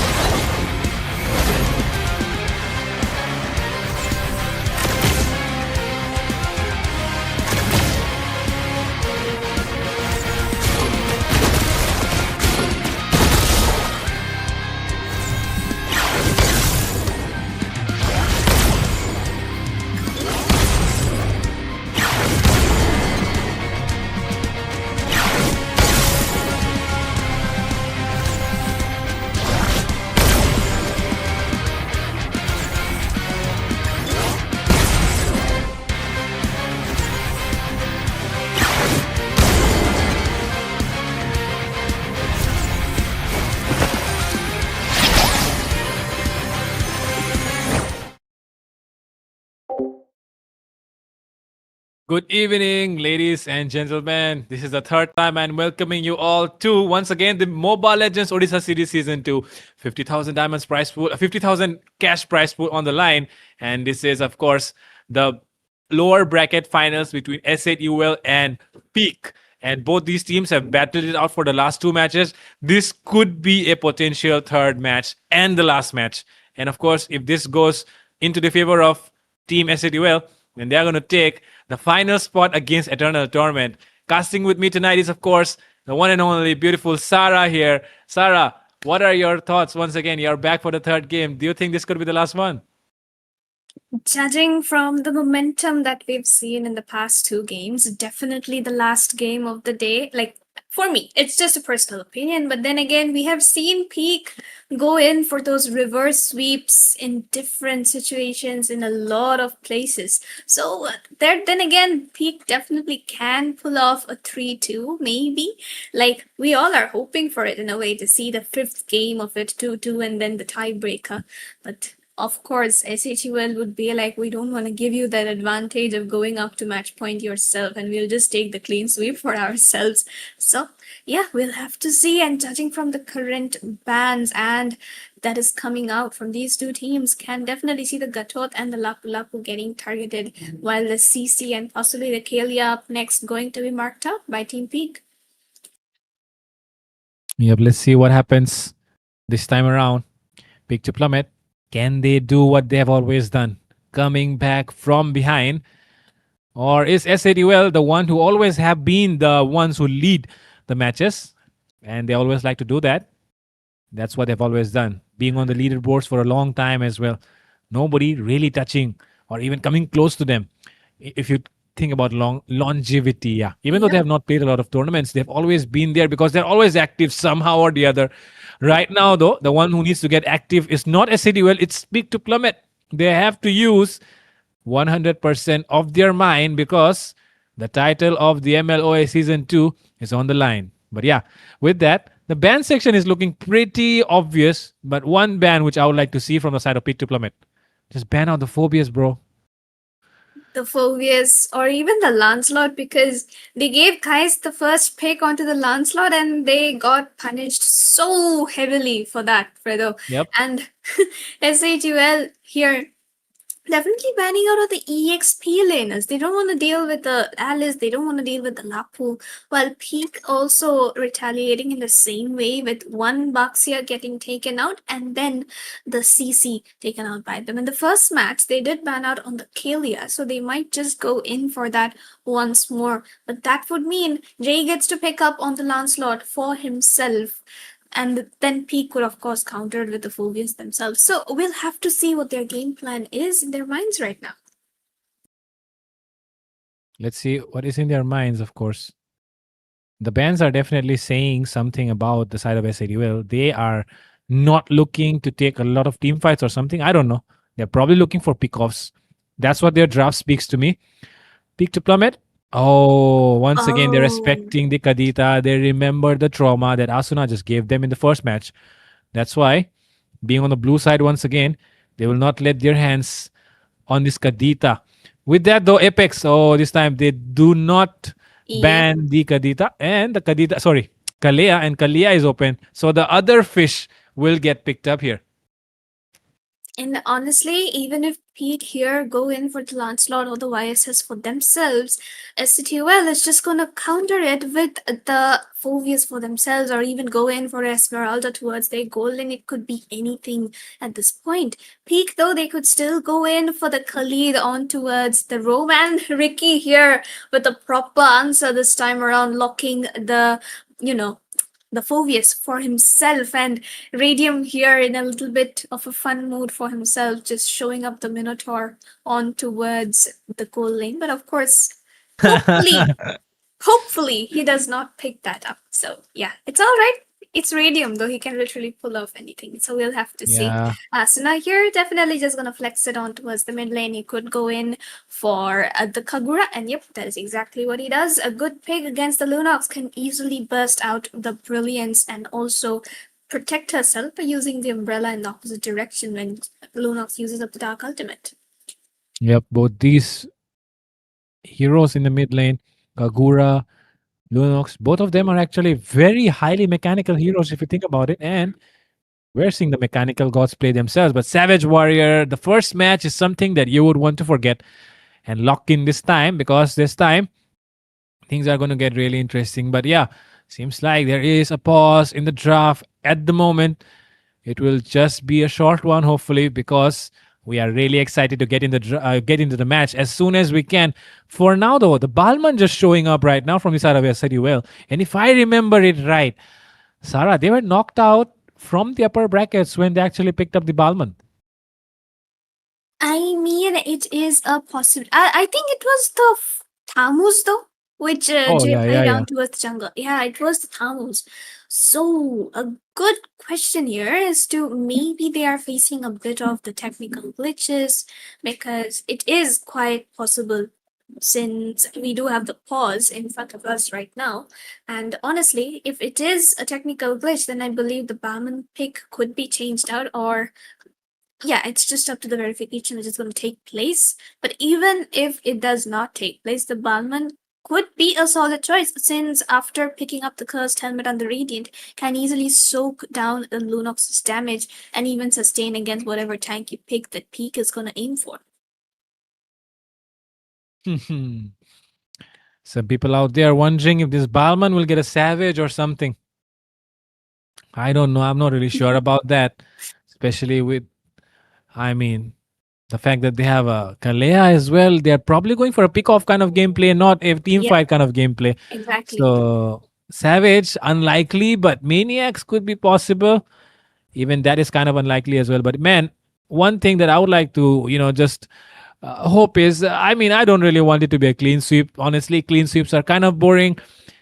So yeah, and the thing is, this third game is on the Bengal server, so it does favor the side of Pick to Plummet just a little bit. But even then, let's see if S8UL can outperform the Peak to Plummet side on their own servers, or is Peak to Plummet the one who's going to get gapped this time around on their own home ground, you can say. So yeah, with that being said, last pick coming in from the side of Pick to Plummet for the first phase. It could be a goal lane, it could be a roamer, it could be even the Lancelot, because they're playing, and here it Yep, goes. It is the yep. Lancelot. Take the name of the devil, and he is here. The one that, of course, was one of the reasons for the last game's loss. This time around, hopefully, the Phobius is not there though. But is that enough? Anti, can you find a way once again to punish God Kais? Maybe Auntie just might. There's no Arlott though, but Auntie still does have the Uranus, the Esmeralda for himself to pick it up. So we'll have to see what he decides to go in for on towards the EXP. He might even lock in onto a Thamuz. We never know. He has been playing that on the EXP for a while ever since the patch changed. Yep. Well, on for the gold. SATUL does need a DPS though. They do have the Kagura and the Balman for themselves, so what can they pick up on their gold lane? Maybe the Ruby for themselves, but Radiant would be like, I don't want to play the Ruby, man. He's just like that. And on for the banning phases, we can see Nathan definitely getting taken out, possibly the Granger up next. The chip has been taken out by the side of SATUL themselves, since Peak seems to be learning a few things from the other person's draft and getting the heroes for themselves right now, of course. So we'll have to see how this draft goes on. Yeah, what's kind of interesting to me is the fact that the chip was banned by SATUL themselves, I would say. That is kind of interesting. Oh, they banned. Oh my goodness, Ricky, what is that? That is so coward. Oh my god. I did not really wanted to use that word, but man, Oh my goodness. I mean, Anti's not really scared of an Esmeralda when it's up against him, but Ricky, my boy. Of course, not everyone is anti, but yeah, let's see what happens this time around. Peak to plummet. They have to play their A game. Skyzen is probably thinking if he should get that Granger or not. Just when I say about it, oh my goodness, what is happening, Sarah? I just called out the Lance, thought it was picked. I just called out the Granger, it got picked as well. Oh my goodness. Seems like things are working out right the way I say it. So if I say Peak to Plummet are going to win this game, and this is going to be a match number, I mean, it's going to get dragged on for the fourth game, then man, that will be really exciting as well. But let's see if that happens or not. Meanwhile, Ixia, as I can see, but yeah, let's see if what? Okay. I mean, the audience can't see it, but we're seeing it in the draft lobby itself. So we can see that Radium is probably thinking of picking up the Aldos in the gold lane because the Blazing West skin is very gold. Is golden, yeah. Nah, but it's okay. He finally locks in onto the Bane. We can just go in for that sigh of relief, ladies and gentlemen. It's Bane onto the goal lane and Ante definitely locking in on that Edith for the EXP. So that's a 3 magic damage dealer and 1 hybrid and 1 physical damage dealer. I think that's balanced enough, judging from the fact that there's 3 squishy heroes on the side of Peak, and Phoveus and the Roamer are going to be the only ones who are gonna have that sustained potential in the team fight. So definitely good picks coming in from the side of both the teams right now, but Peak here definitely playing a very familiar draft at the moment, something they have lost to and then learned and are gonna use it for themselves this time around. So of course we will be seeing how that works out for them, because last game we saw the Lancelot didn't work, but this time Skyzen definitely on his main. The young man, can he carry his team to open the scoreboard this time, Fredo? Man, I would not like to say anything too much yet because, man, Skyzen might be the young goat, but he's facing the goat himself. He's facing Radium, and he's facing him when he's playing a Bane, which is so deadly at the moment that, man, I'm not really sure if it will work out for him, but I just hope for the best. Let's see if Peak to Plummet can play their A game and win this match against the side of SADUL, who have been just in so much form last 2 games. 2-0. I mean, you just think about it, the way they have dominated.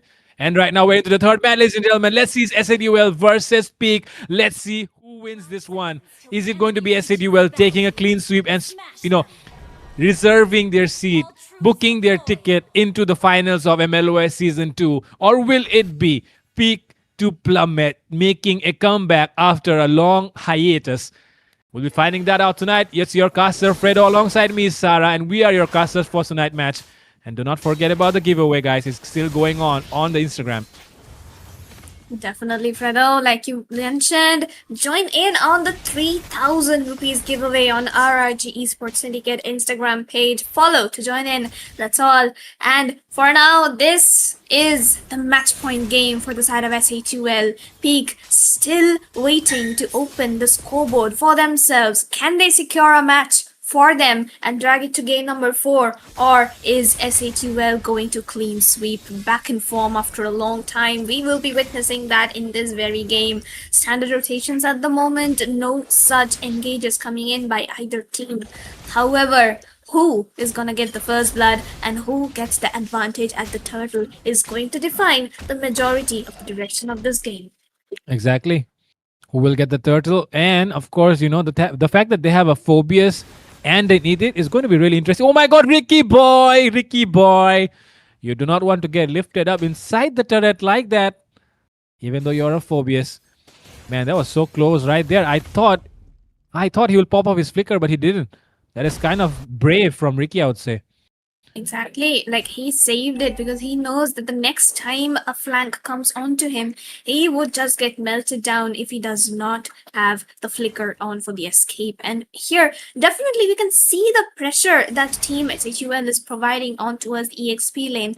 Majorly because the turtle is onto that side, and the other because they do not want Anti to get pressured in any way. Asna though, definitely dodging that Thorn Rose, which would mean that a possible engage at the turtle can be seen, and Lancelot has to play it safe. He doesn't have the Thorn Rose for at least another 4 seconds, and here the engage comes Ricky. in. Yes, they are gonna target down Ricky and take him down instantaneously. Kagura with the same way umbrella dealing a lot of damage, and Anti as well will find the kill onto CC and gets taken down. Oh my God. Savage Warrior with the Primal Wrath. Kai is at 1 HP. Oh! He my is. God. Why was he taking the creep with Uh, 1 HP? What the hell? I don't know what to say. I mean, dying to a flame shot is acceptable on social media. Of course, in terms of content creation things, but hey, dying in a tournament to a Not flame in the shot, lower bro. bracket finals, exactly. Yeah, and that too in the lower bracket finals. Oh my God, that's some huge aura depth that God guys has to recover here. Wow. What in the world was that, guys? Man, we expected better. However, redemption is still possible. Redeem yourself in this game, man. Yeah. Yeah, no more words. We're gonna get carried away. Shh.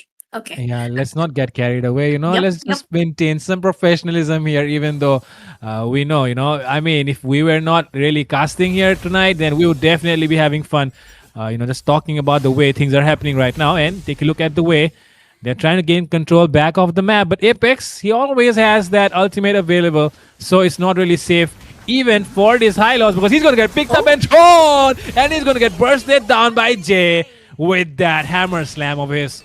But okay, once again, SAD well in a commanding position, and Peak are behind. Nothing that is, I would say, nothing out of the obvious actually. Not surprising at all. Yep, and with that, Team SHUL here have definitely picked up on a lot of lead, a 2k goal lead in under 5 minutes. That is something huge because Kaisen and Savage Warrior are both very scaling heroes. If they don't get spaced, they are gonna get chunked down every single time a team fight breaks out. And then you can see a possible engage Jay? going in. Jay in a bit of a pinch here, and he's gonna get bursted down by the Lunox. Good engage coming in by CC and Ricky there, enough for Savage Warrior to finish it off and recover a bit of that lost gold. And once more, the turtle is gonna be wide open though. The Apex trying to look for a tsunami slam onto someone, but won't find anyone yet. But the turtle should be a very easy secure for the side of Team Peak. Yep, and the goal lead is still in the side of SAD, but it's still not really enough to say that Peak are completely out of the game yet, because they just recovered a few kills. I mean, just one, but of course, along with that, they got the turtle as well. So some recovery made there, but they have to recover even more. They have to get structures like they did in the first game. But okay, with that tsunami slam from Apex once again, CC could be getting melted out here.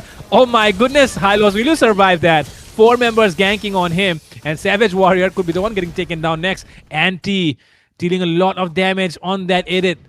And yeah, that's the problem when you have an idiot on the other side. He's going to dish out a lot of damage.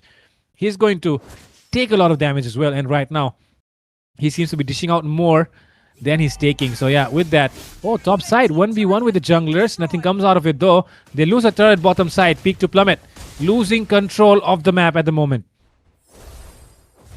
And as we go in with that, we can definitely see SCTUL gaining domination of the map at the moment, and they are simply looking for those pickoffs since they do have the Kalia Tsunami Slam and the Kagura Seimei Umbrella combination. And the concealed plays comes in. Radium with the bait will definitely get taken down. However, Asuna secures a killing spree onto Savage my Warrior God. instantaneously, but Ricky sustaining it this time around will get the shutdown onto Anti. Oh, With my goodness, Asuna, the flame shot onto Skyzen. Triple aura plus this game for this man. Oh my god. Oh my god, what to say, bro? But, anyways, proceeding ahead. Take a look at the way Peak to Plummet are really focused on taking down structures as soon as they find the opening. They take down the mid lane, most important turret of the map. Even the top lane is gone as well. So yeah, Peak to Plummet definitely showing some comeback. They are not really out of this match yet. Do not count them out yet. It's still very, very possible. But yeah, man, flame shot, bro. Oh my god, Asuna. Why don't you have a F in your name? Come on. Like we used to say, like it was a trend back in the day, King Katkar. And now King Katkar is back once more, this time with the Kagura, but the deadly catch, Retribution will secure the turtle though.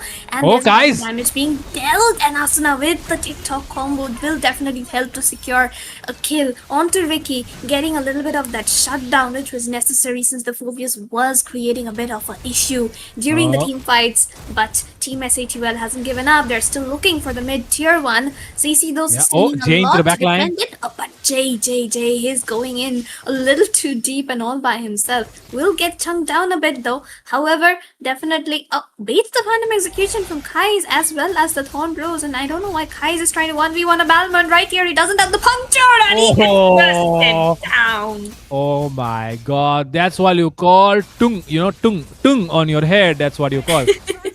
Jay with a tung on the head of Mr. God Kais. And with that, they're going to take this mid lane, it seems. This time around, I feel like it's very difficult for them because two lanes are pushing in. Which one will Peak decide to defend? I feel like the mid lane is the priority here. And they will definitely defend that. Okay, Jay here. Not really giving anything, but Skyzen picked up, thrown, crumble down. Everyone will fall in the mid lane. Double kill for Jay. They want to go in for more. Ricky getting chunked down as well. Asuna gets the turret. Savage Warrior trying to dish out a lot of damage. Knockup coming in from Apex. Got Kais into the backline. Tries to go in for Radium, but Radium 1 HP.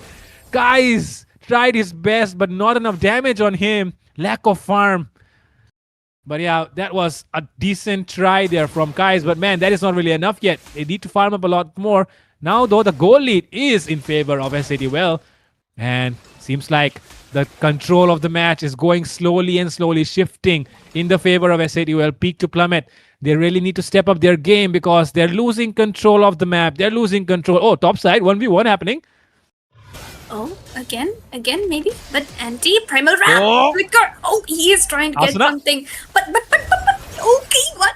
The Thorn Rose and Flame the... shot. Oh. Oh my god, the Magic Blade helps Kais stay alive for this one. Oh my goodness, that's like a very early magic defense. But Asuna getting chunked down and the Apex. Tsunami Slam gets cancelled with the Brilliance right on time. Balman though getting chunked Jay. down quite a lot. Oh, he gets taken down. My god, Skyzen takes him down this time. He gets a stack on that Sky Piercer probably.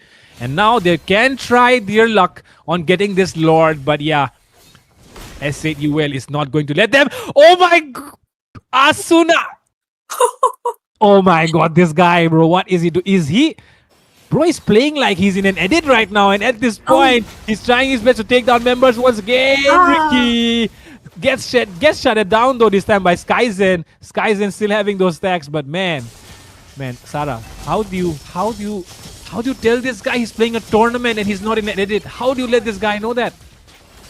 We can't. It's Asuna for a reason. It's King Katkar for a reason. He doesn't care if it's a TikTok edit or if it's a lower bracket finals tournament. He's just gonna do what he does best. And exactly, he is definitely doing his best right now. 4-1-7, 2 flame shots, 2 kills. That's like a 2000 aura plus immediately. But Team Soul definitely needs to make a little less mistakes. Like they are getting melted down now, and the Lord also getting taken down by Peak. So a comeback is very much possible, judging from the fact they have Skyzen, they have Savage Warrior, two heroes with amazing late game potential. So what can Soul do here?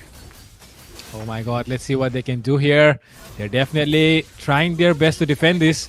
Mid lane, Asuna does not seem to be having a front line to help him at the moment.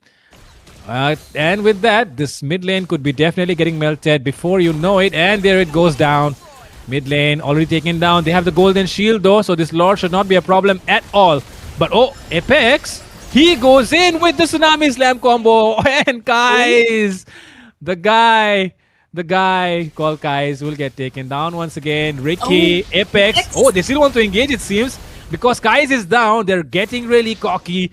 But let's see what happens this time around. Anti still going in, trying to chase them down. Jay as well. They do not want to let them go off so easily. Ricky coming in. Phobia's getting melted, it seems. And with that, Jay coming in with the bonk once again on Ricky's head. Ricky will get taken down. And with that, they get one more member down on the side of Peak. Peak is now forced to back off once again. But now, SADUL has to deal with the minion waves crashing in on their side lanes. The bot lane might fall though, I feel like. Absolutely. Asuna, the man, the myth, the legend, just doing what he absolutely does best onto the heroes he plays on towards the mid lane, and somehow it always works out for him. However, Peak right now isn't falling apart anytime soon. They definitely have the late game potential, even though the goal lead is in favor of SATUL. If they can just manage to win out one or two team fights by getting a pick off or two and then just backing off, they will have the upper hand up for the next Lord. There's 40 seconds on the clock, and the members of Peak are already in position, and all Kais needs to do is to find the backline.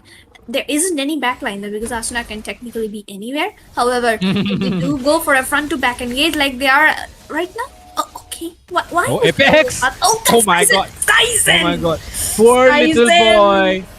Poor little boy from Nagaland getting chunked down low.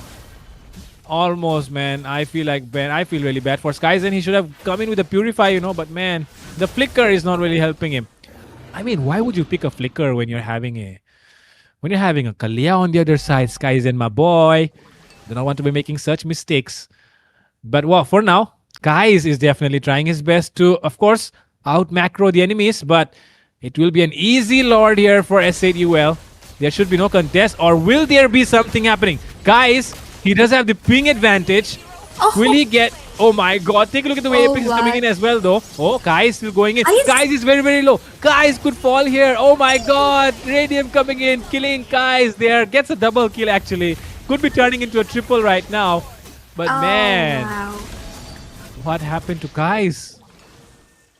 Like, I guess the pressure is what got to him finally. Like, after all, it's a tournament and not what we like to call content creation, maybe.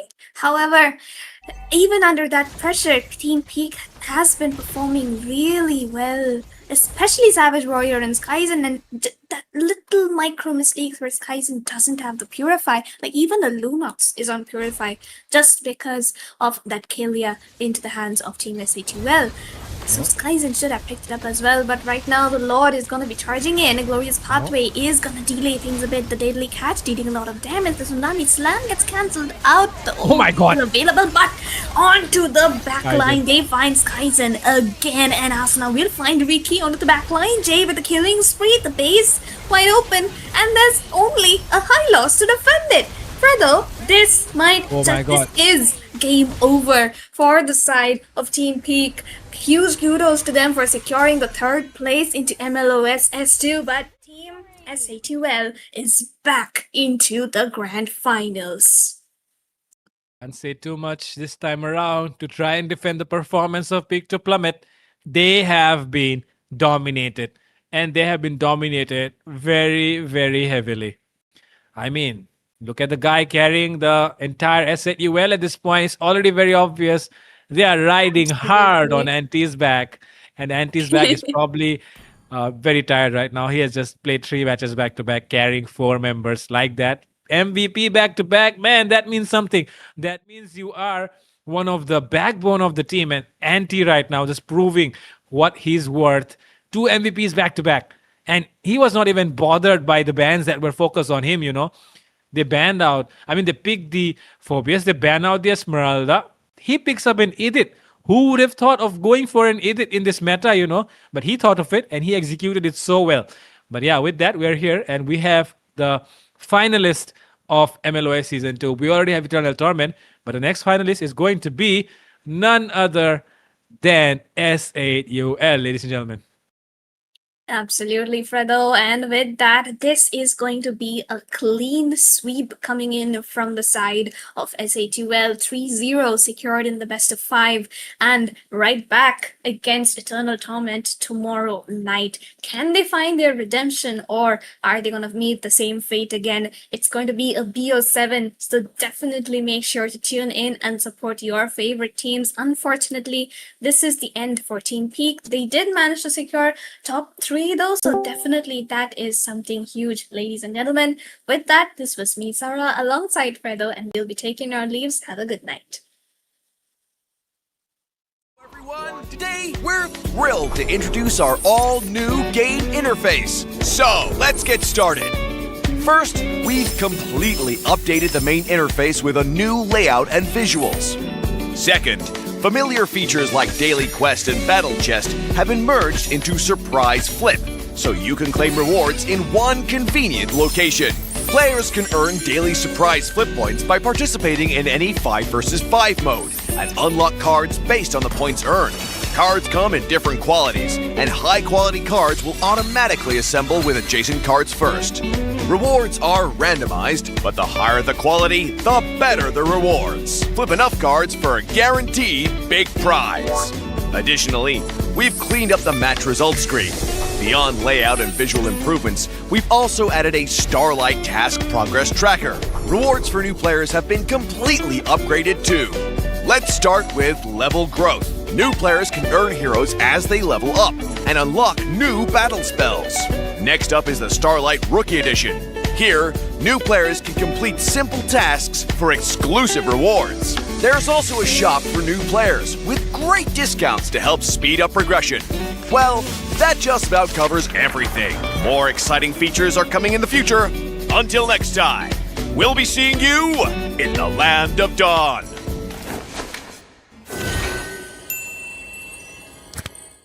Hello everyone! Today we're thrilled to introduce our all-new game interface. So let's get started. First, we've completely updated the main interface with a new layout and visuals. Second, familiar features like Daily Quest and Battle Chest have been merged into Surprise Flip, so you can claim rewards in one convenient location. Players can earn daily Surprise Flip points by participating in any 5 vs 5 mode, and unlock cards based on the points earned. Cards come in different qualities, and high-quality cards will automatically assemble with adjacent cards first. Rewards are randomized, but the higher the quality, the better the rewards. Flip enough cards for a guaranteed big prize. Additionally, we've cleaned up the match result screen. Beyond layout and visual improvements, we've also added a Starlight Task Progress Tracker. Rewards for new players have been completely upgraded too. Let's start with level growth. New players can earn heroes as they level up and unlock new battle spells. Next up is the Starlight Rookie Edition. Here, new players can complete simple tasks for exclusive rewards. There's also a shop for new players with great discounts to help speed up progression. Well, that just about covers everything. More exciting features are coming in the future.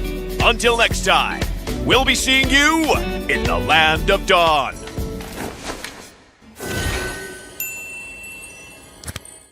Hello everyone! Today we're thrilled to introduce our all-new game interface. So let's get started. First, we've completely updated the main interface with a new layout and visuals. Second, familiar features like Daily Quest and Battle Chest have been merged into Surprise Flip, so you can claim rewards in one convenient location. Players can earn daily Surprise Flip points by participating in any 5 vs 5 mode, and unlock cards based on the points earned. Cards come in different qualities, and high-quality cards will automatically assemble with adjacent cards first. Rewards are randomized, but the higher the quality, the better the rewards. Flip enough cards for a guaranteed big prize. Additionally, we've cleaned up the match result screen. Beyond layout and visual improvements, we've also added a Starlight Task Progress Tracker. Rewards for new players have been completely upgraded too. Let's start with level growth. New players can earn heroes as they level up and unlock new battle spells. Next up is the Starlight Rookie Edition. Here, new players can complete simple tasks for exclusive rewards. There's also a shop for new players with great discounts to help speed up progression. Well, that just about covers everything. More exciting features are coming in the future. Until next time, we'll be seeing you in the Land of Dawn.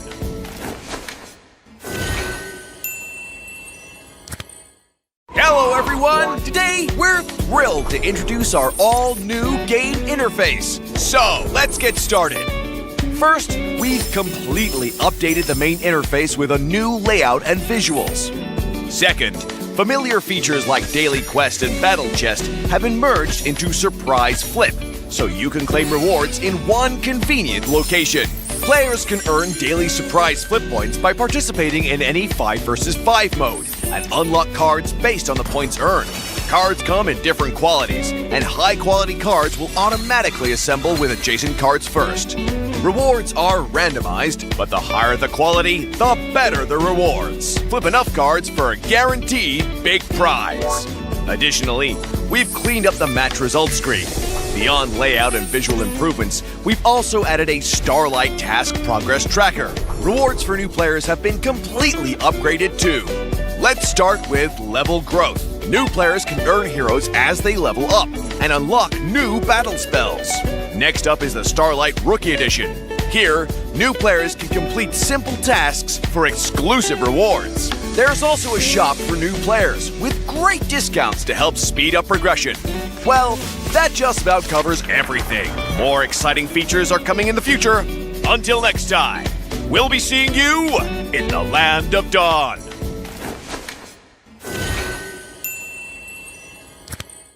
Hello everyone! Today, we're thrilled to introduce our all-new game interface. So, let's get started. First, we've completely updated the main interface with a new layout and visuals.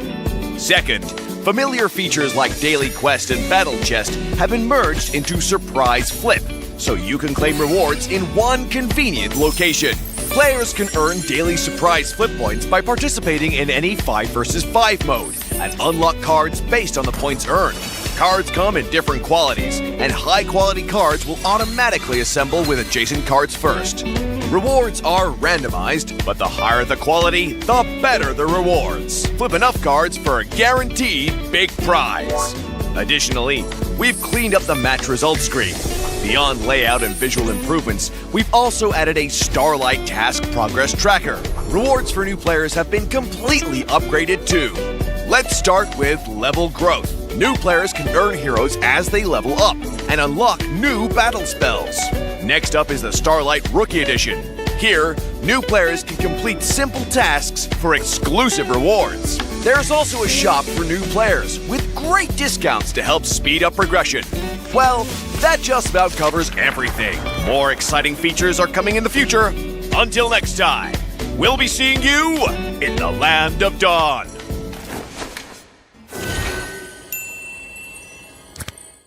Hello everyone! Today, we're thrilled to introduce our all-new game interface. So, let's get started. First, we've completely updated the main interface with a new layout and visuals. Second, familiar features like Daily Quest and Battle Chest have been merged into Surprise Flip, so you can claim rewards in one convenient location. Players can earn daily surprise flip points by participating in any 5 vs 5 mode and unlock cards based on the points earned. Cards come in different qualities, and high-quality cards will automatically assemble with adjacent cards first. Rewards are randomized, but the higher the quality, the better the rewards. Flip enough cards for a guaranteed big prize. Additionally, we've cleaned up the match result screen. Beyond layout and visual improvements, we've also added a Starlight Task Progress Tracker. Rewards for new players have been completely upgraded too. Let's start with level growth. New players can earn heroes as they level up and unlock new battle spells. Next up is the Starlight Rookie Edition. Here, new players can complete simple tasks for exclusive rewards. There's also a shop for new players with great discounts to help speed up progression. Well, that just about covers everything. More exciting features are coming in the future. Until next time, we'll be seeing you in the Land of Dawn.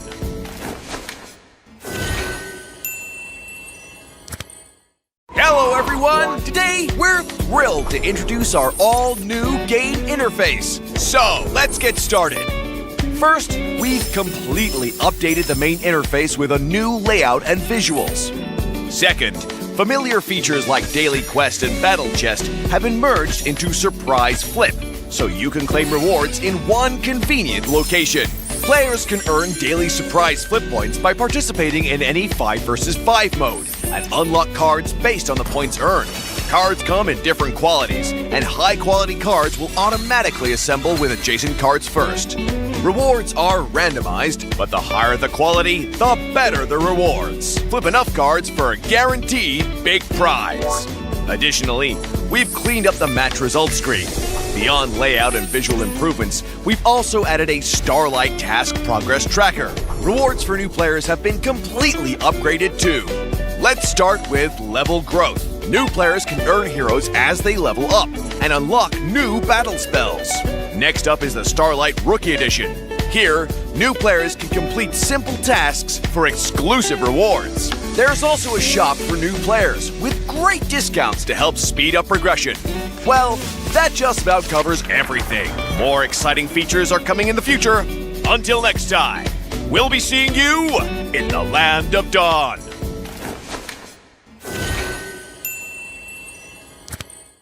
Hello everyone! Today, we're thrilled to introduce our all-new game interface. So, let's get started.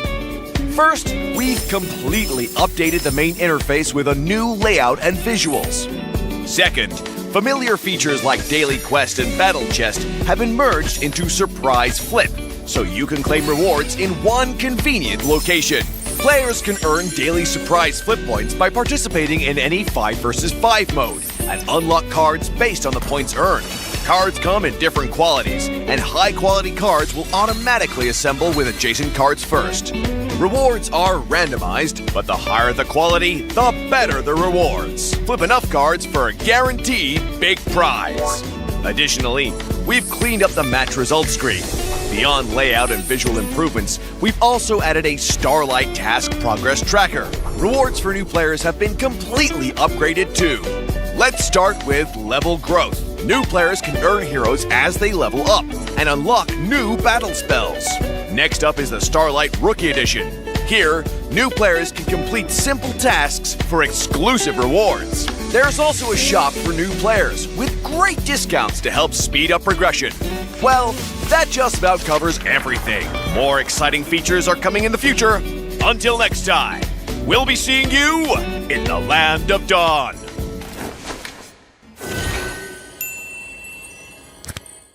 Hello everyone! Today, we're thrilled to introduce our all-new game interface. So, let's get started. First, we've completely updated the main interface with a new layout and visuals. Second, familiar features like Daily Quest and Battle Chest have been merged into Surprise Flip, so you can claim rewards in one convenient location. Players can earn daily surprise flip points by participating in any 5 vs 5 mode and unlock cards based on the points earned. Cards come in different qualities, and high-quality cards will automatically assemble with adjacent cards first. Rewards are randomized, but the higher the quality, the better the rewards. Flip enough cards for a guaranteed big prize. Additionally, we've cleaned up the match result screen.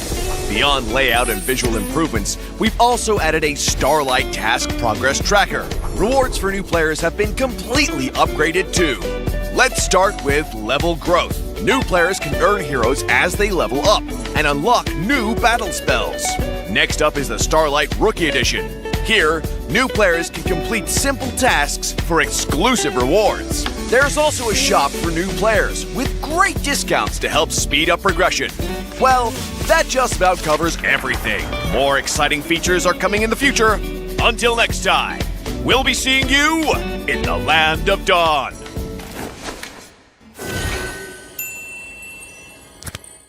Hello everyone! Today, we're thrilled to introduce our all-new game interface. So, let's get started. First, we've completely updated the main interface with a new layout and visuals. Second, familiar features like Daily Quest and Battle Chest have been merged into Surprise Flip, so you can claim rewards in one convenient location. Players can earn daily surprise flip points by participating in any 5 vs 5 mode and unlock cards based on the points earned. Cards come in different qualities, and high-quality cards will automatically assemble with adjacent cards first.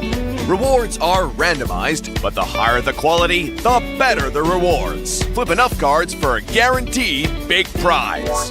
Additionally, we've cleaned up the match results screen. Beyond layout and visual improvements, we've also added a Starlight Task Progress Tracker. Rewards for new players have been completely upgraded too. Let's start with level growth. New players can earn heroes as they level up and unlock new battle spells. Next up is the Starlight Rookie Edition. Here, new players can complete simple tasks for exclusive rewards. There's also a shop for new players with great discounts to help speed up progression. Well, that just about covers everything. More exciting features are coming in the future. Until next time, we'll be seeing you in the Land of Dawn.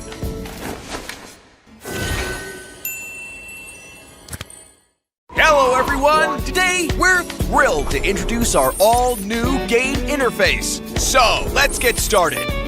First, we've completely updated the main interface with a new layout and visuals. Second, familiar features like Daily Quest and Battle Chest have been merged into Surprise Flip, so you can claim rewards in one convenient location. Players can earn daily surprise flip points by participating in any 5 vs 5 mode and unlock cards based on the points earned. Cards come in different qualities, and high-quality cards will automatically assemble with adjacent cards first. Rewards are randomized, but the higher the quality, the better the rewards. Flip enough cards for a guaranteed big prize. Additionally, we've cleaned up the match results screen. Beyond layout and visual improvements, we've also added a Starlight Task Progress Tracker. Rewards for new players have been completely upgraded too. Let's start with level growth. New players can earn heroes as they level up and unlock new battle spells. Next up is the Starlight Rookie Edition. Here, new players can complete simple tasks for exclusive rewards. There's also a shop for new players with great discounts to help speed up progression. Well, that just about covers everything. More exciting features are coming in the future. Until next time, we'll be seeing you in the Land of Dawn.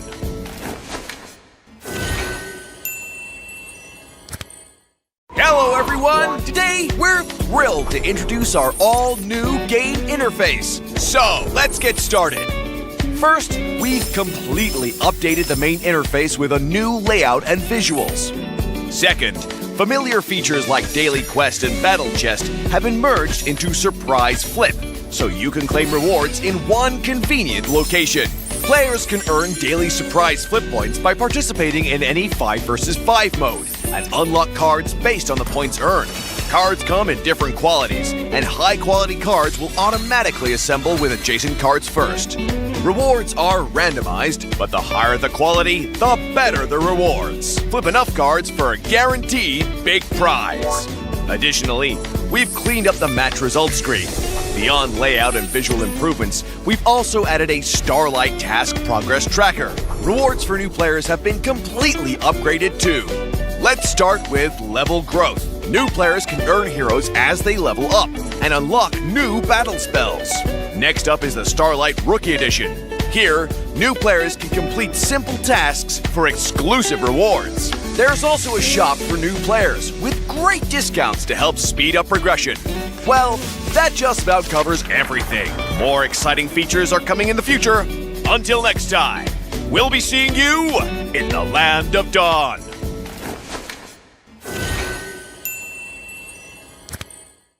Hello everyone! Today, we're thrilled to introduce our all-new game interface. So, let's get started. First, we've completely updated the main interface with a new layout and visuals. Second, familiar features like Daily Quest and Battle Chest have been merged into Surprise Flip, so you can claim rewards in one convenient location. Players can earn daily surprise flip points by participating in any 5 vs 5 mode and unlock cards based on the points earned. Cards come in different qualities, and high-quality cards will automatically assemble with adjacent cards first.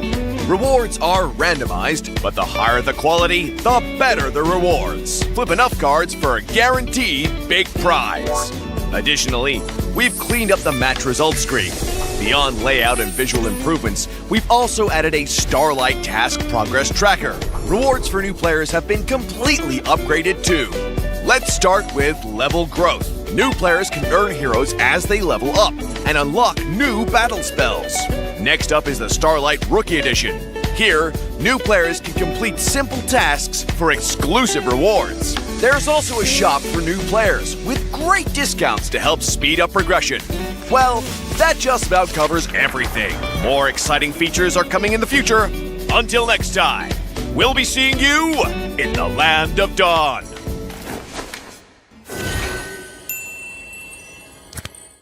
Hello everyone! Today, we're thrilled to introduce our all-new game interface. So, let's get started.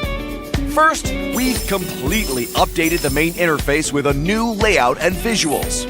Second, familiar features like Daily Quest and Battle Chest have been merged into Surprise Flip, so you can claim rewards in one convenient location. Players can earn daily surprise flip points by participating in any 5 vs 5 mode and unlock